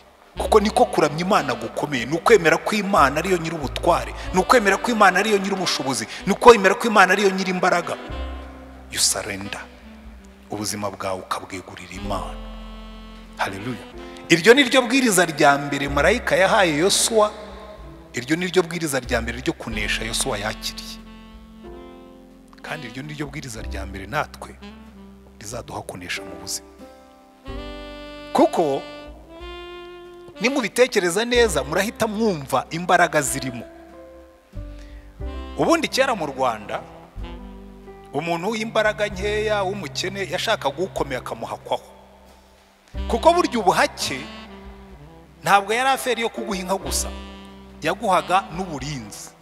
Kuko inka umutware yaguhaga, iyo hazaga umutwe uturutse ahandi bakaza bakakunyaga inka bataguhaye, umutware wawe niwe wajyaga kukurwanirira, kuko ubwo ingabo zanyu zabaga zanyazwe. Natwe rero iyo wifashe ukiyegurira Imana, ariko reka mbaye n'urundi rugero rubafasha kubyumva. Buriya abakire nibo bashaka abazamu, mwarabibonye? Nta mukene ugira umuzamu. Hari igihe aho twari dutuye hariya muri quartier munsi ya stade, buriya Kigali nayo igira inzenya zayo. Buriya Kigali ivanga abakire n'abakene. None rero icyo gihe bari batarashyiraho iyi system y'uburinzi bwa nimugoroba, turavuga tuzi ko baratwiba cyane. Hariya twari dutuye munsi ya stade baribaga cyane, baratwiba cyane. Mureke dushyireho abantu bazajya barara barinze quartier bajye ku muhanda. Ubu twabishyizeho nyine byabaye mu makaritsiye yose, cyangwa sinzi ko ari yose, ko nibwira ko ikibazo twari dufite gishobora kuba kinaboneka hamwe na hamwe. Noneho rero uko twari dutuye harimo twari tuvangavanze, harimo abantu b'aba boss bafite amazu n'ibipangu, harimo n'abandi bibera muri quartier aho ngaho nyine batagira ibipangu. Turavuga ariko abajura baratwiba, dukwiye gushyiraho abantu barinda quartier. Noneho abo muri za zone nyine zitagira ibipangu, turavuga ariko abakire mushyireho abarinda ingo zanyu, twebwe ntacyo turinda. So ubwo babiba nimushyireho abarinda, twebwe nta kibazo dufite. Buriya rero nushaka kumva imbaraga zo gufata ubuzima bwawe ukabuha Imana, ujye wibuka yuko ubuzima bwawe Imana yabucunguje igiciro kinini. So buriya gufata ubuzima bwawe ukabusubiza Imana, ukavuga ngo Mana, ubu buzima warabucunguye, bwitwarire.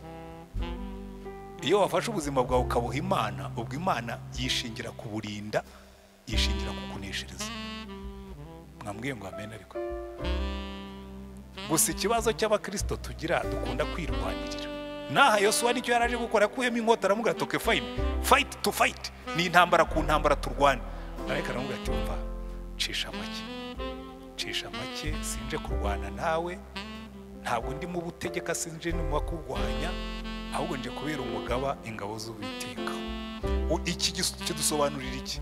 Kitubwira ngo igihe Yesu yajyaga kurwana urugamba, hari izindi ngabo ataboneshaga amaso zari zije kumuha umusada. Haleluya. Kandi izi ngabo zatabaraga Yosuwa ziracyatanga umusada n'uno munsi. Erega burya nicyo gituma turamuka. Ubundi Satani Imana itaturinze yatumira bunguri. Hari igihe umugaragu wa Elisa witwaga Gehazi, ngo ingabo z'Abasiriya zarabateye zirabagota, hanyuma ahumuye amaso mu gitondo abyutse asanga babagose bari Dotani. Noneho abwira shebuja ati turapfuye, dore batugose, ntaho turi buce, ntaho turi bunyure. Noneho ngo Elisa araseka, aragatumva Mana, uyu mwana aracyari mutoya, hari ibyo atarasobanukirwa, muhumura amaso abone yuko abari mu ruhande rwacu baruta ubwinshi abaje kuturwanya. Ngo noneho yongeye guhumura amaso ngo abona amagare y'umuriro abakikije. Iyo aramubwira ati burya turarinzwe, nuko nge ntari mbizi. Reka nkubwire, iyo wabaye umwana w'Imana burya urarinzwe, nuko bamwe mutabizi cyangwa ngo mubyiteho. Haleluya. Yosuwa nawe yaragiye kurwana na Yeriko, ariko marayika aramubwira ati mva, hano ntihari ingabo zawe gusa, hari n'izindi utabona, nje kubera umugaba ingabo z'Uwiteka. Arangira ati kandi na strategy uzakoresha ntabwo ari yawe, nje kuguha strategy yo kuramya Imana nk'intwaro yo kunesha. Haleluya. Aramubwira ati cyambere kuramo izo nkweto ubanze wemere ko ari giye utegeka hanga.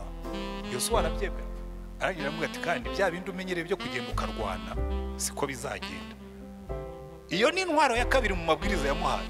Aramubwira ngo genda ubwira abatambyi baheka isanduku y'Uwiteka, bashyireho abantu bavuza amakondera, nurangiza ingabo zimwe uzishyira imbere, isanduku ijye hagati, izindi zijya inyuma. Iminsi 7 muzazenguruke Yeriko bavuza amakondera, mwe mucecetse. Amen. Kuki yamubwiye ngo bagende bacecetse? Iri ni ryo banga rya kabiri ryo kuramya kuzana kunesha. Mugende muzenguruke Yeriko mucecetse mwebwe. Havuga amakondera akora iki? Ahimbaza Imana iruhande rwaho Imana iri. Muvuge ngo mushyire Imana hagati muyiramye. Uvuze amakondera atomuye. Ariko mwe ndabazi nimutangira kuvuga muzavuga iby'urucantege. Kuko buri cyatumye Imana itegeka Abayisiraheli guceceka igihe bazengurukaga Yeriko, bari gutangira ngo ye baba we, ngo iyi midugudu tuzayicaye, ngo none ko biriya bigaba ari binini tuzabitinyuka dute? Ariko yarabwiye ngo mwebwe muceceke ntihagire ubumbura akanwa, mutega amatwi gusa mwumva amahembe ahimbaza Imana. Abatambyi bagakubita amahembe, ibyuma birangira bagakubita amahembe, bakibuka ko bafite Imana igenda hagati muri bo kandi ivugirizwa impundu. Haleluya. Noneho ngo bazenguruka Yeriko umunsi wa mbere. Jewe nibwira ko abantu bi Yeriko, jewe ndabiyimagina bamenyereye intambara. Babona abantu bafite amacumu, bafite imiheto, bazengurutse Yeriko bavuze ibikondera bacecetse n'ingabo zatsinzwe. Bagomba gukora televiziyo, babagabo tugomba kuba twarabatingira gusa. Ni kuri abarwanda intambara. Ziriya strategy zabo zo kuvuza amakondera babwiye ko turi abana ngo badutera ubwoba. Muribuka Dawidi ajya kurwana na Goliyati, niko byagenze. Ko Goliyati yaramurebye abona kana karaje. Arwezesha nuko murwana intambara. Mufata umuntu w'umugabo ureshya nanjye ugana nanjye ufite ibiro nk'ibyanjye wambaye intwaro nk'izanjye, mukohereza umwana uzanye inkoni muje kwirukana imbwa cyangwa kugurutsa inyoni. N'abantu bi Yeriko bagomba kuba barabarebaga batumva mu ntambara suko barwana urugamba, suko bapanga urugamba. Ubundi umuntu apanga umujyi akawureba, akawugota, agashyiraho ibyo buririraho, akageraho ibyo gusenya inkuta. None mwebwe ngo muravuza amahembe gusa, mwaje kudukanga. Ngo umunsi wa mbere barazenguruka, nta mwambi barashe, nta cumu bateye, nta nibuye. Habe no kubakanga ngo bagire ngo shani mutwitegure ejo tuzaza. Baragenda ari ibirage. Abantu Yeriko bagomba gukora zose. Iriya ni strategy ra. Buri umuntu ajya aho ngaho pe akazenguruka umudugudu ngo arimo ararwana intambara. Ngo umunsi wa kabiri nabwo babikora baryo, umunsi wa gatatu babikora baryo, umunsi wa kane babikora baryo. Abantu bi Yeriko bari biteguye urugamba rwose. Aba bagabo baziyemeza ryari ngo turwane tubereke uko tumeze. Umunsi wa gatanu zenguruka umurwa barimo kuramya Imana. Umunsi wa gatandatu bazenguruka umurwa inshuro imwe bumva amahembe avugira Imana. Ku munsi wa karindwi ubwo ngo bazinduka mu gicuku mu rukerera ngo bazenguruka karindwi, nta buye bateye, nta cumu. Abantu Yeriko bagateka mureke tujye kwiryamira, turabona bariya naba kudutesha umwanya gusa. Ariko icyo batari bazi nuko harimo imbaraga zo guturiza Imana ukayiramya. Ku nshuro ya karindwi marayika yari yavuze ngo muzenguruke umurwa, ku nshuro ya karindwi muzakoma akaruru muvuge ngo haleluya. Sinzi niba ari ryo jwi yabwiye, cyo yaravuze ngo muzashautinge gusa, ngo ugomba kuba afite shauti bakoze, muzavuge cyane, muzavuge ijwi rirenga. Buryo uzi icyo rirya jwi rirenga ryakoraga, namaze igihe kirekire mbyibaza nkabishaka kubihuza, ariko ngeze aho ndabyumva. En fait rirya jwi rirenga niryo ryahuje imbaraga z'ingabo z'Uwiteka n'ingabo za Yosuwa. Ngira ngo sinzi ko zari na nyinshi, agomba kuba ari abamarika bari begamye ku bikuta bategereje ko bari bukore shout, bagasunika inkike zigahirima. Kuko marayika umwe ashobora gufata akagasengera kakazunguza akagashyira hasi. Umutingito w'isi subigenzo, umutingito wo ku gipimo cy'umunani kuri Richter, akagasengero rwose nta nubwo umenya aho rwahoze. Ukubitiye hano hasi aya mabuye yose na biriya binuza byose usanga yabishyize ku butaka. Marayika umwe. Burya abana b'abantu bariyemera cyane, ariko hari igihe Imana idusuzuguza ikatwibutsa ko turi fragile, ko nta n'imbaraga dufite. Reba n'ubu ngubu uzi kubona agasimba kibwiriza akagenda kagasimbuka ingabo z'Abanyamerika zirinda Trump, kagasimbuka CIA n'abandi bagomba bashinzwe umutekano we baba baneka n'ibiki byose, bakakubwira ngo Trump ngo ari mu buriri ngo agasimba ka mudomo. Indege imwe, ibyihebe byafashe indege imwe, inzu ya Twin Tower, indege ebyiri gusa, si bombe si indege ebyiri, baragenda bakubitaho. Twin Tower yari ifite metero zigera muri za 240 mu kigejo. Twin Tower yose ijya ku butaka, barayishaka barayibura, itwitswe n'indege ebyiri, si bombe ikirimbuzi yatewe n'abarusiya n'iki, indege ebyiri gusa zihinduka gusa. Aha rero naho bavugije urusaku rutoya, inkike zose z'Iyeriko, kandi ngo niyo yari ikomeye cyane, zose ziribwiriza zirariduka zijya ku butaka. Bahideho ikintu gitangaje, nta nubwo babitubwira neza, iyo ziriduka nabi ntabwo bari abasirikare bari kubona uko binjiramo, zararidutse ahubwo wagira ngo bacijeho compacteur baraziringaniza. Marayika ashobora kuba yarazifasha ahubwo akazijugunya hirya agaca icyuma, akavuga ati muzamuke,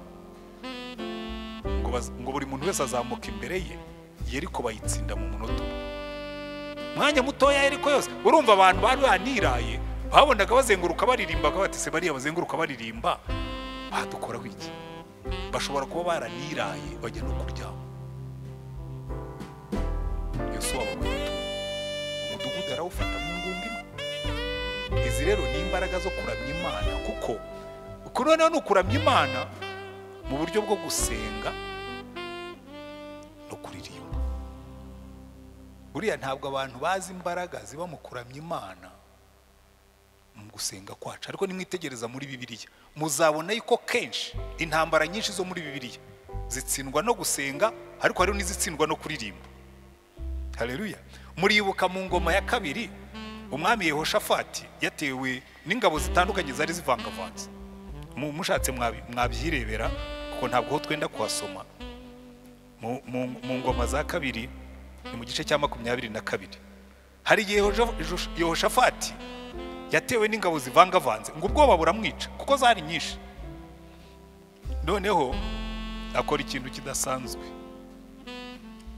ahamagara abayisirayeli bose, ab'i Yerusalemu no hanze yayo, bakora umunsi w'amasengesho. Bakora amasengesho, yawe ati rero muze dukora amasengesho kuko ibihe ni bibi. Hanyuma baragenda barasenga. Bamaze gusenga, subwo igice nabahaye nicyo ngoma ya kabiri, kumana nabahaye hafi cyane.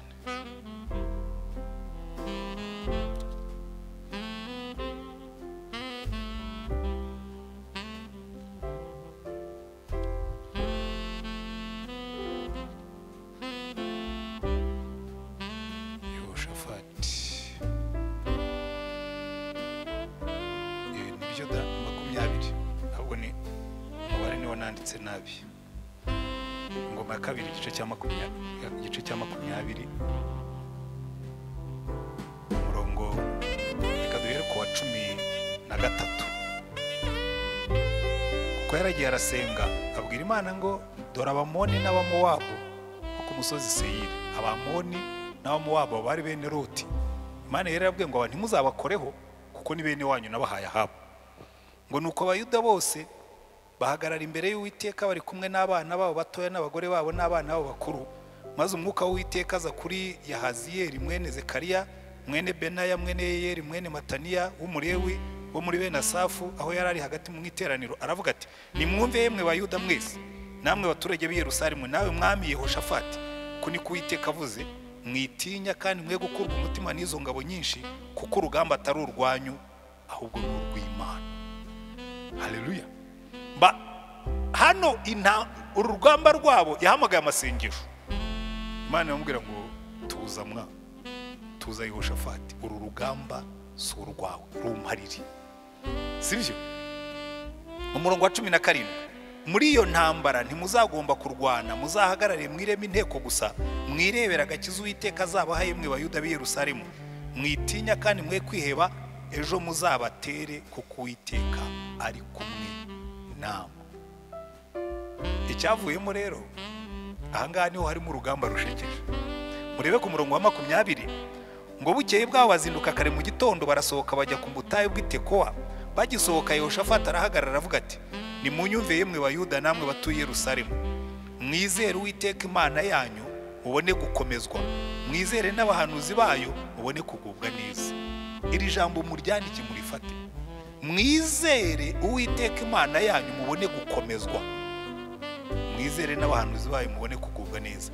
Nuko amaze kujya inama n'abantu ashyiraho abo kuririmbira Uwiteka bagahimbaza ubwiza bwo gukiranuka kwe barangaje imbere y'ingabo bavuga bati nimuhimbaze Uwiteka kuko imbabazi ze zihoraho iteka ryose.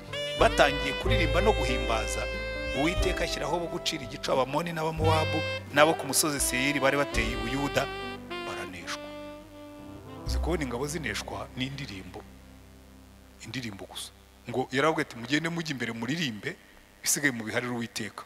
Ngo batangiye kuririmba Abamowabu bari bifatanije n'Abamoni bifatanije n'Abanyedomu nibo b'Iseyiri.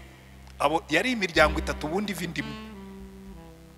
Abamowabu n'Abamoni bari bene Loti, hanyuma b'Iseyiri bari bene Domu, cyangwa ibyo byose bose bari umuryango umwe. Hanyuma ngo bisubiranamo bakonfyuzinzwe n'indirimbo gusa. Indirimbo niyo yabacanze, bahimbaje Uwiteka bateza kwirwanya baricana. Ngo bagiye kugeraho bari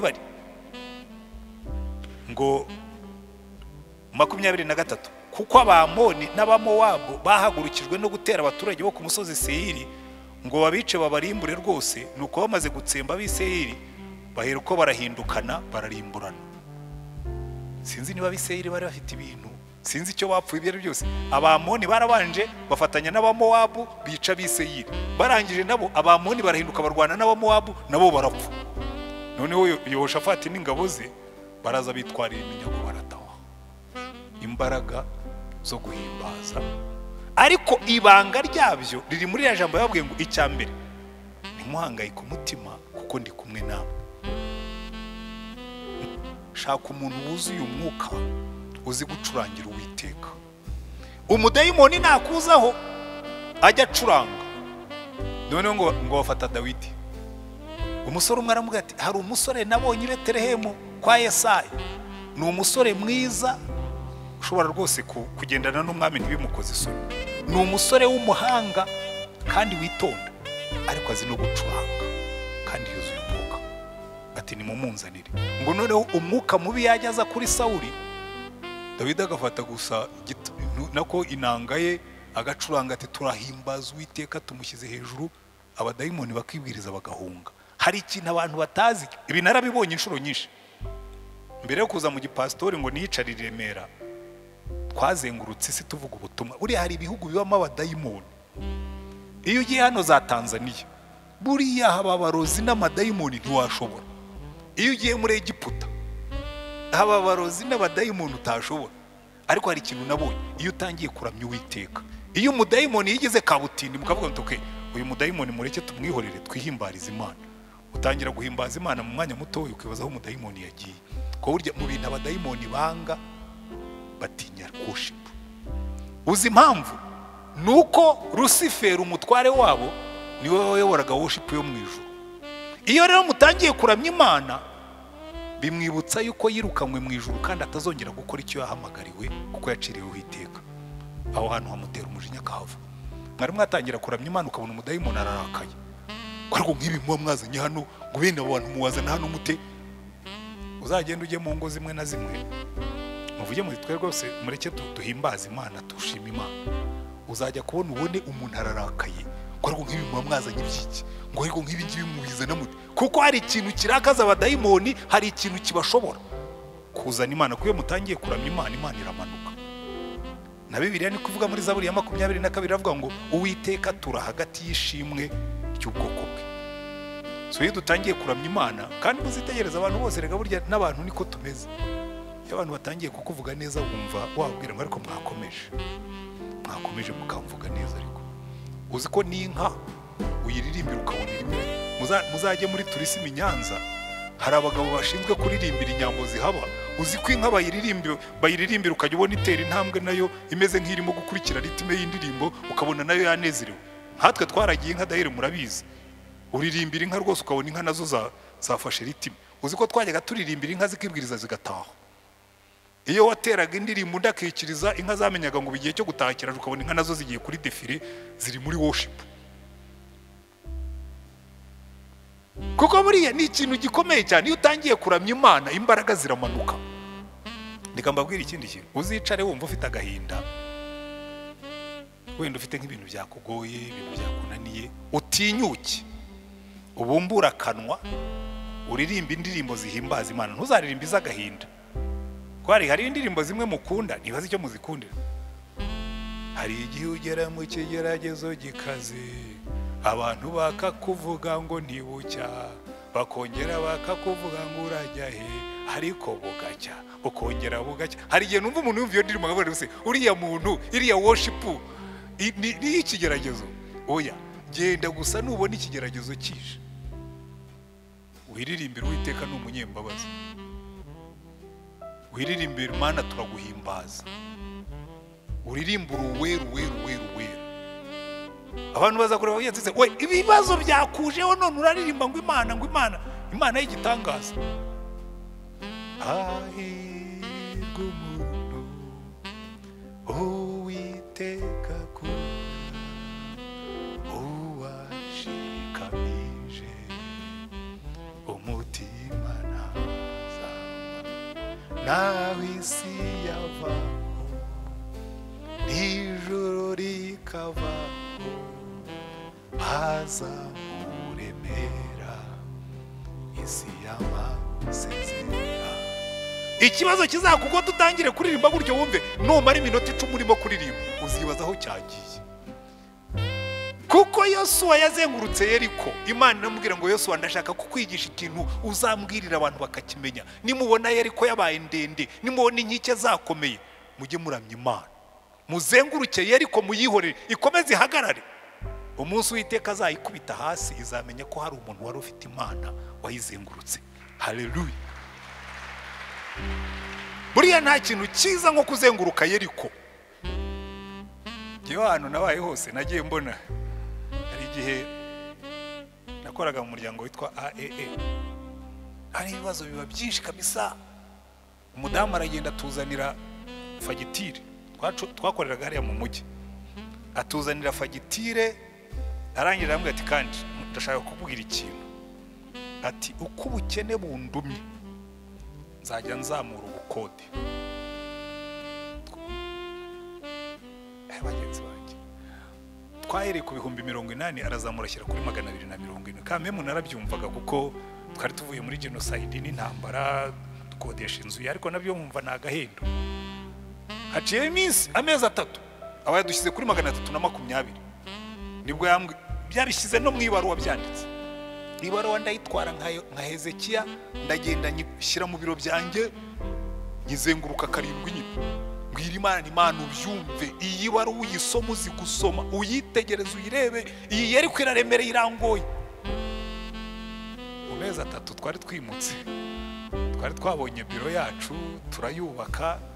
Agarutse kuzamura fagitire ndamubwira ni madame ushobora kunyihanganira, muhaye preavi mu kwezi kumwe turaba twavuye hano. Kuko hari igihe wicara ukabwira Imana uti Imana iki kintu kiransumbye, kirandusha imbaraga, ni kirekire ni kinini, ariko Imana ikabwira ngo ihanganeho gatoya, I'm going to show you, ndakwereka yuko nta kibazo, nta Yeriko indusha imbaraga. Bazengurutse Yeriko baririmba bumva amakondera gusa. Ku munsi wa 7 Yeriko irahirima. Bishobora gutwara iminsi 7, bishobora gutwara ukwezi, bishobora gutwara umwaka, ariko Yeriko izahirima nutumbira Imana. Haleluya. Iri ni isomo rikomeye cyane, turaza kubireba nyuma. Reka mbanze inongereho icya 3 mu mabwiriza Yesu yahawe. Imana iramubwira ngo rero Yesu, muri uku kunesha kwawe, niba ushaka kuzanesha iyi midugudu yose iri hirya ya Yeriko, uyu mudugudu wa mbere ni umuganura w'Uwiteka. Ibirimo byose by'ifeza n'izahabu n'iby'igiciro cyinshi birashikanye. Niba ari isomo rikomeye ribaho. Mwibuke ko Yosuwa yari ayoboye abantu bamaze imyaka 40 mu butayu, batahingaga, batacuruzaga, bafite inzara n'inyota yo kubona akantu kinjira mu mufuka. Noneho Imana ibaha ikigeragezo cyo kuyubahisha ubutunzi bwose bazasakuriye ruko. Uwa mbere byananiye nta kandi aragenda ngo abone umuhimba w'izahabu, ariko Mana we, umuhimba w'izahabu n'ubukene twari dufite, ngo abona n'imyenda myiza yo kurimbana, costume, ngo arabyiba arabihisha mu ntwaro ze, aragenda bitaba mu ihema rye. Imana iravuga ati ariko ntabwo ari byo nari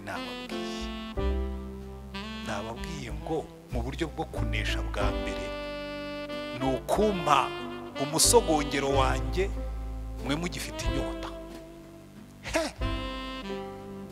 Ariko buri kintu kibabaje ngewe ndabyumva cyane, kuko Imana yarababwiye ngo murebe hariya muri Yesu wa 6 iramubwira ngo ibintu byose muzasahura hano bizaba bishinganywe, umurongo wa 17 wo muri 6, kandi umudugudu n'ibiwurimo byose bizashinganirwa Uwiteka, ariko maraya Rahabu ari we uzarokokana nabo mu nzu ye bose, kuko yari yarahishe babatasi twoherezaga. Namwe muzirinde mu buryo bwose ikintu cyose cyashinganywe, kuko nimugikoraho muzazanira urugero rw'Abisirayeli umuvumo n'amakuba. Ariko ifeza yose n'izahabu n'ibintu by'imiringa n'iby'icyuma byose byerejwe Uwiteka, bizajye mu bubiko bwe. Abantu barakennye, imifuka irimo ubusa, ngo ibyo babonye bwa mbere barwaniye babyereza Uwiteka. Kero ni ikizamini gikomeye. Ndenda kubabwira ikintu nabonye kigora abakristo, Akani afite abuzukuru benshi.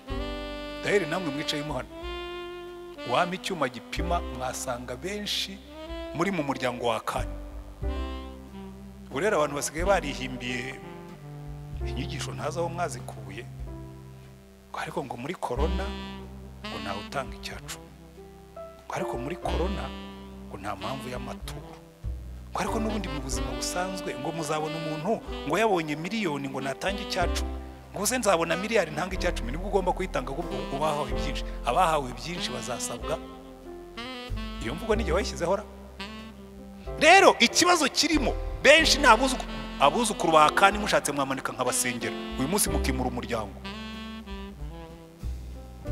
kuko abakristo benshi iki kintu rero ntabwo bazi kunesha gukomeye kubamo. Tuzi kuneshwa kwavuyemo, ariko no kunesha kurimo, kuko imidugudu yose ikurikiyeho Imana yarabwiye ngo guhera kuri Ayi niyo bakurikijeho, ngo guhera ahangaha n'indi midugudu yose muzafata, ibyo muzajya musanga mu byose ndabibihereye. Kubera iki? Babanje guha Uwiteka umuganura ubutunzi bwabo. Kuko burya worship ikomeye cyane igora abantu si ukuririmba, si ugusenga, ni ukubahisha Imana ubutunzi bwacu. Kandi ngewe reka mbere ukuntu bitangaje, ngewe naramije Imana ebyiri nzi uko bikora. Kirangiza kwiga nabaye umwarimu muri university, mfite imyaka 24 yigishaga muri university. Najyaga mumva mfite ishyaka n'ishema ryo kuba ndi iteka ryose baravuga ngo the youngest lecturer. I was the youngest lecturer. Ubu rero murabona nanutse kubera gusaza, ariko icyo gihe nabwo nari nanutse, ariko mfite amafresheri y'ubusore, ndagasore gatoya kadafite n'ubwanwa. None wavuga ngo uyu nguyu n'umwarimu kuri university, ngo kuko tubona kiri umwana. Mfite rero n'ukuntu nari mfite ngira uruhu rworoshye, n'uru ruracyariho. Mfite ukuntu ngira uruhu rworoshye rwose, wabonaga ameze nk'umwana koko. Noneho nkajya numva afite ishema, ariko nkagira indi mana. Hari abasore twari twariganye, umwe twiganye mu seminari turarangiza, umwe ajya muri SM mu gisirikare, undi ajya muri gendarmerie mu icyo twakwita police y'uyu munsi. Dahiri icyo gihe gendarmerie yabaga hariho police iri mu Ruhengeri. Bombi rero barangije, umwe abo umujandarume yari umuriyetona, undi abo umuriyetona muri kigo cya parakomando cyabaga hariho aho bita Muhoza. Noneho turahura twiyemeza yuko umwaka wa mbere amafaranga tuzakorera yose tuzayaryohamo, dutambira Imana y'umunezero, tuyaryohamo we. bo bari bafite imodoka, umwe afite imodoka ya kijandarumuri, undi afite imodoka yo mu gisirikare. Twafataga imodoka rimwe tukaba twagiye za Gisenyi, undi tukaba twagiye kubyina, undi kuko kashi zose twakoreraga ku kwezi twaraziteranyaga tugatambira Imana y'umunezero. Ubugoryi gusa.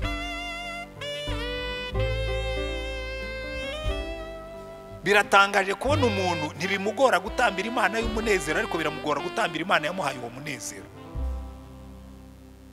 Biratangaje kubona umuntu ntabwo atinya gusinya sheke ngo atwerere ubukwe, ariko bimutera ikibazo gusinya sheke ngo aho Imana yamuhaye ibyo afite. Ariko Imana igira neza. Umwaka wa mbere nawo maze konte yanjye rwose, ubu konte mfite muri BYUKA nayifunguye muri 82 mu Ruhengeri. Hari n'umudamu mperutse kujya guhinduza kugira ngo bashyiremo kuba barabona badigitaliza, bagiye bahinduraho ibintu bimwe namwe bitari gupasta. Ati iyi foto, ati washyizeho ifoto y'umwana wawe. No ya, iyi ni ifoto yanjye kera muri 82 kiri kadogo. Araseka, turambwira ko iyi konti uyifite kuva 82.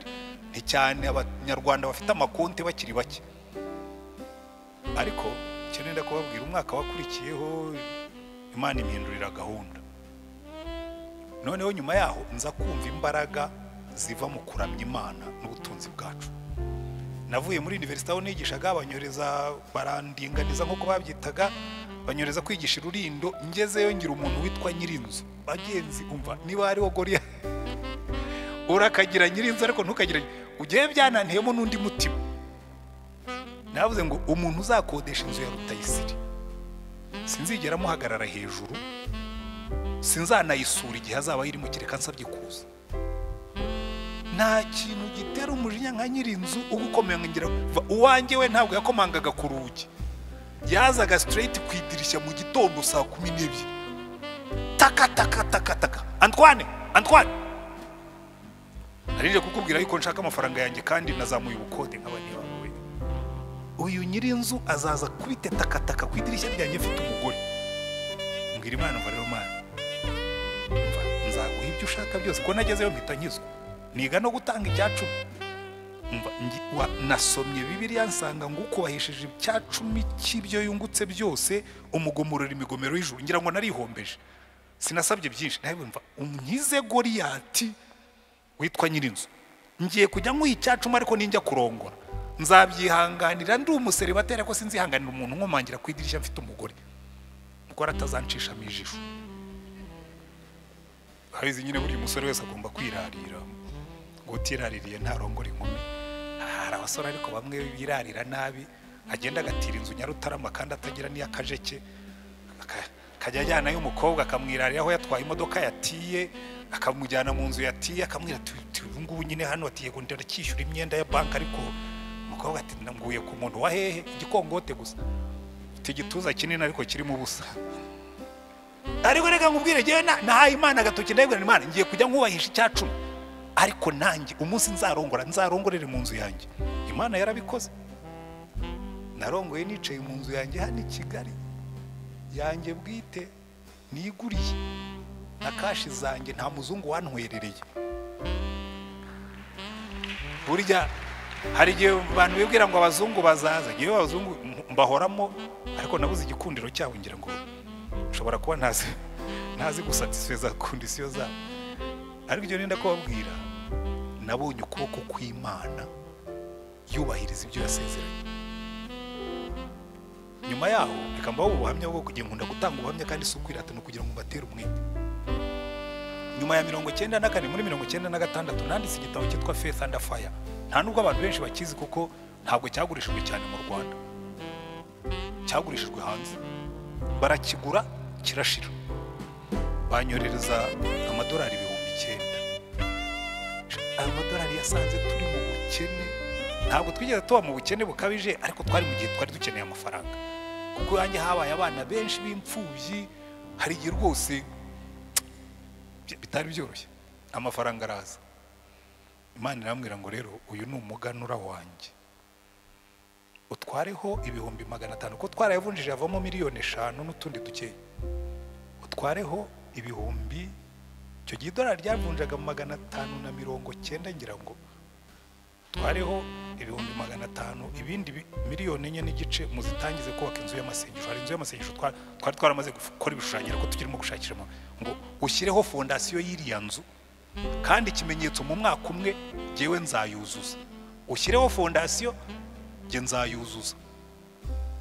Ariko se Mana koko ngo nakubwiye ngo uyu ni umusogongero wanjye, iyi ni Yeriko yanjye, ntayayiho jewe Imana ivuze ndumvira.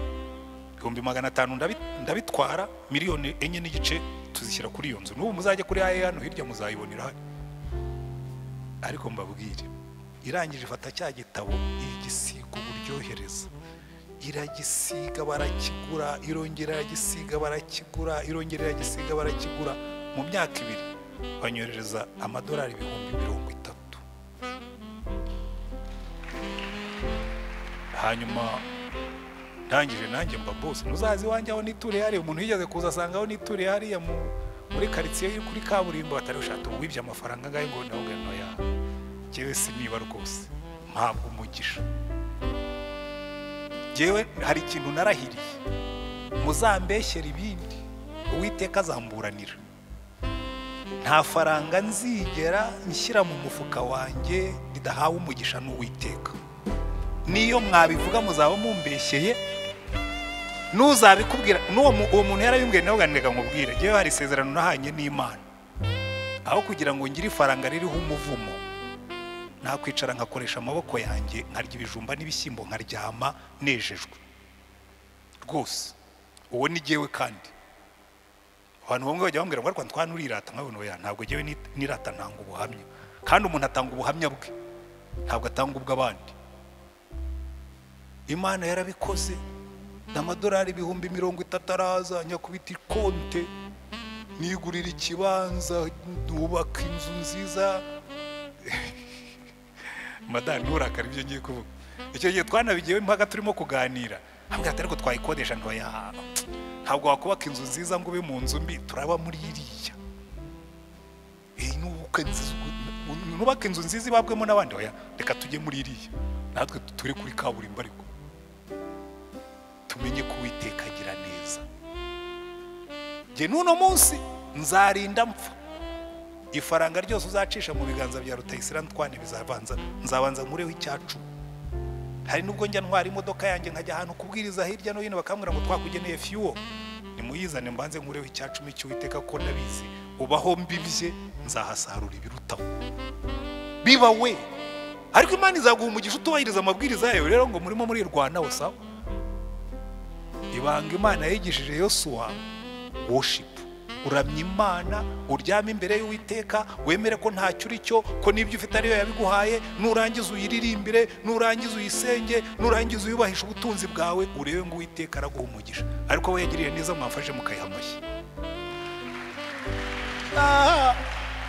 Ndabizi namwe hano harimo abo umuntu yaha mikrofone akavuga ati ibyo bintu pastor avuga nanjye ndabizi, narayibonye bikora, ikakureba gusa ikabikora. Ariko hari igomba kuzuza nawe yarangiza ikabikora. Amen.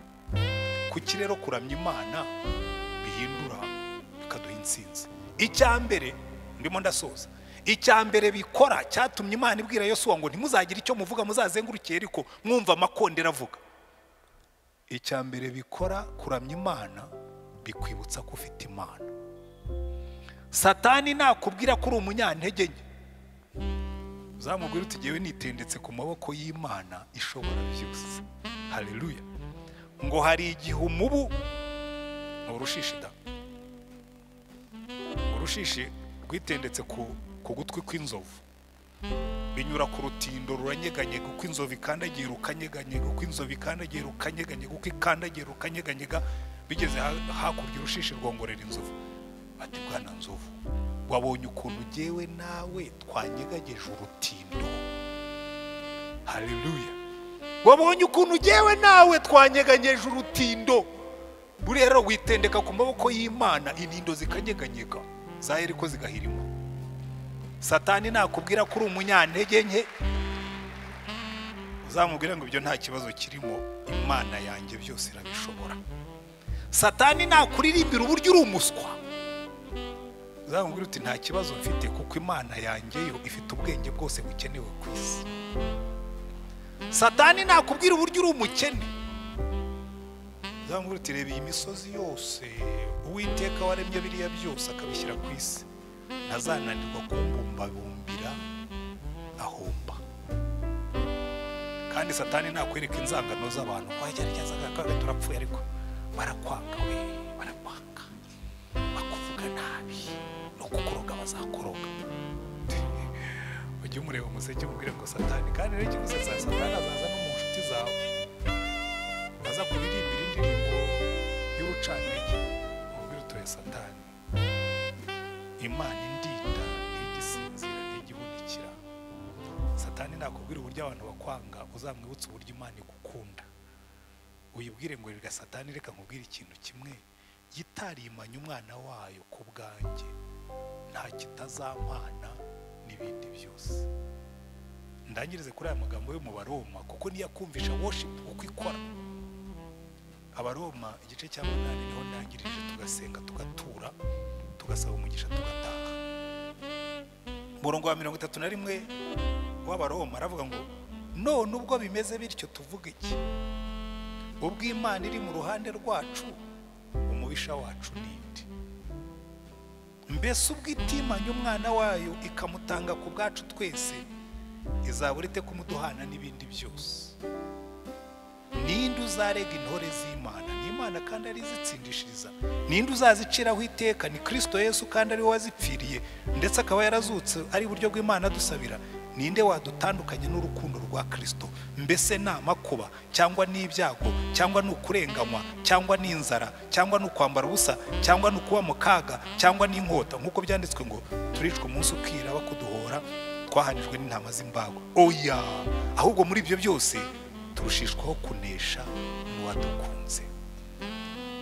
Kuko menye neza yuko naho rwaba urupfu cyangwa ubugingo cyangwa abamarayika cyangwa abategeka cyangwa ibiriho cyangwa ibizaba cyangwa abafite ubushobozi cyangwa uburebure bw'igihagararo cyangwa uburebure bw'ikijyepfo cyangwa ikindi cyaremwe cyose, bitabasha kudutandukanya n'urukundo rw'Imana ruri muri Kristo Yesu umwami wacu. Haleluya. Aha niho za Yeriko ziridukira. Pawulo aravuga ati niki kizadutera ubwoba? Mbese ni ibibazo, mbese ni intambara, mbese ni ingorane, ati ibyo bizabaho, ariko hari ikintu kimwe tuzi, ntazi kizadutandukanya n'urukundo rw'Imana dufite muri Kristo Yesu.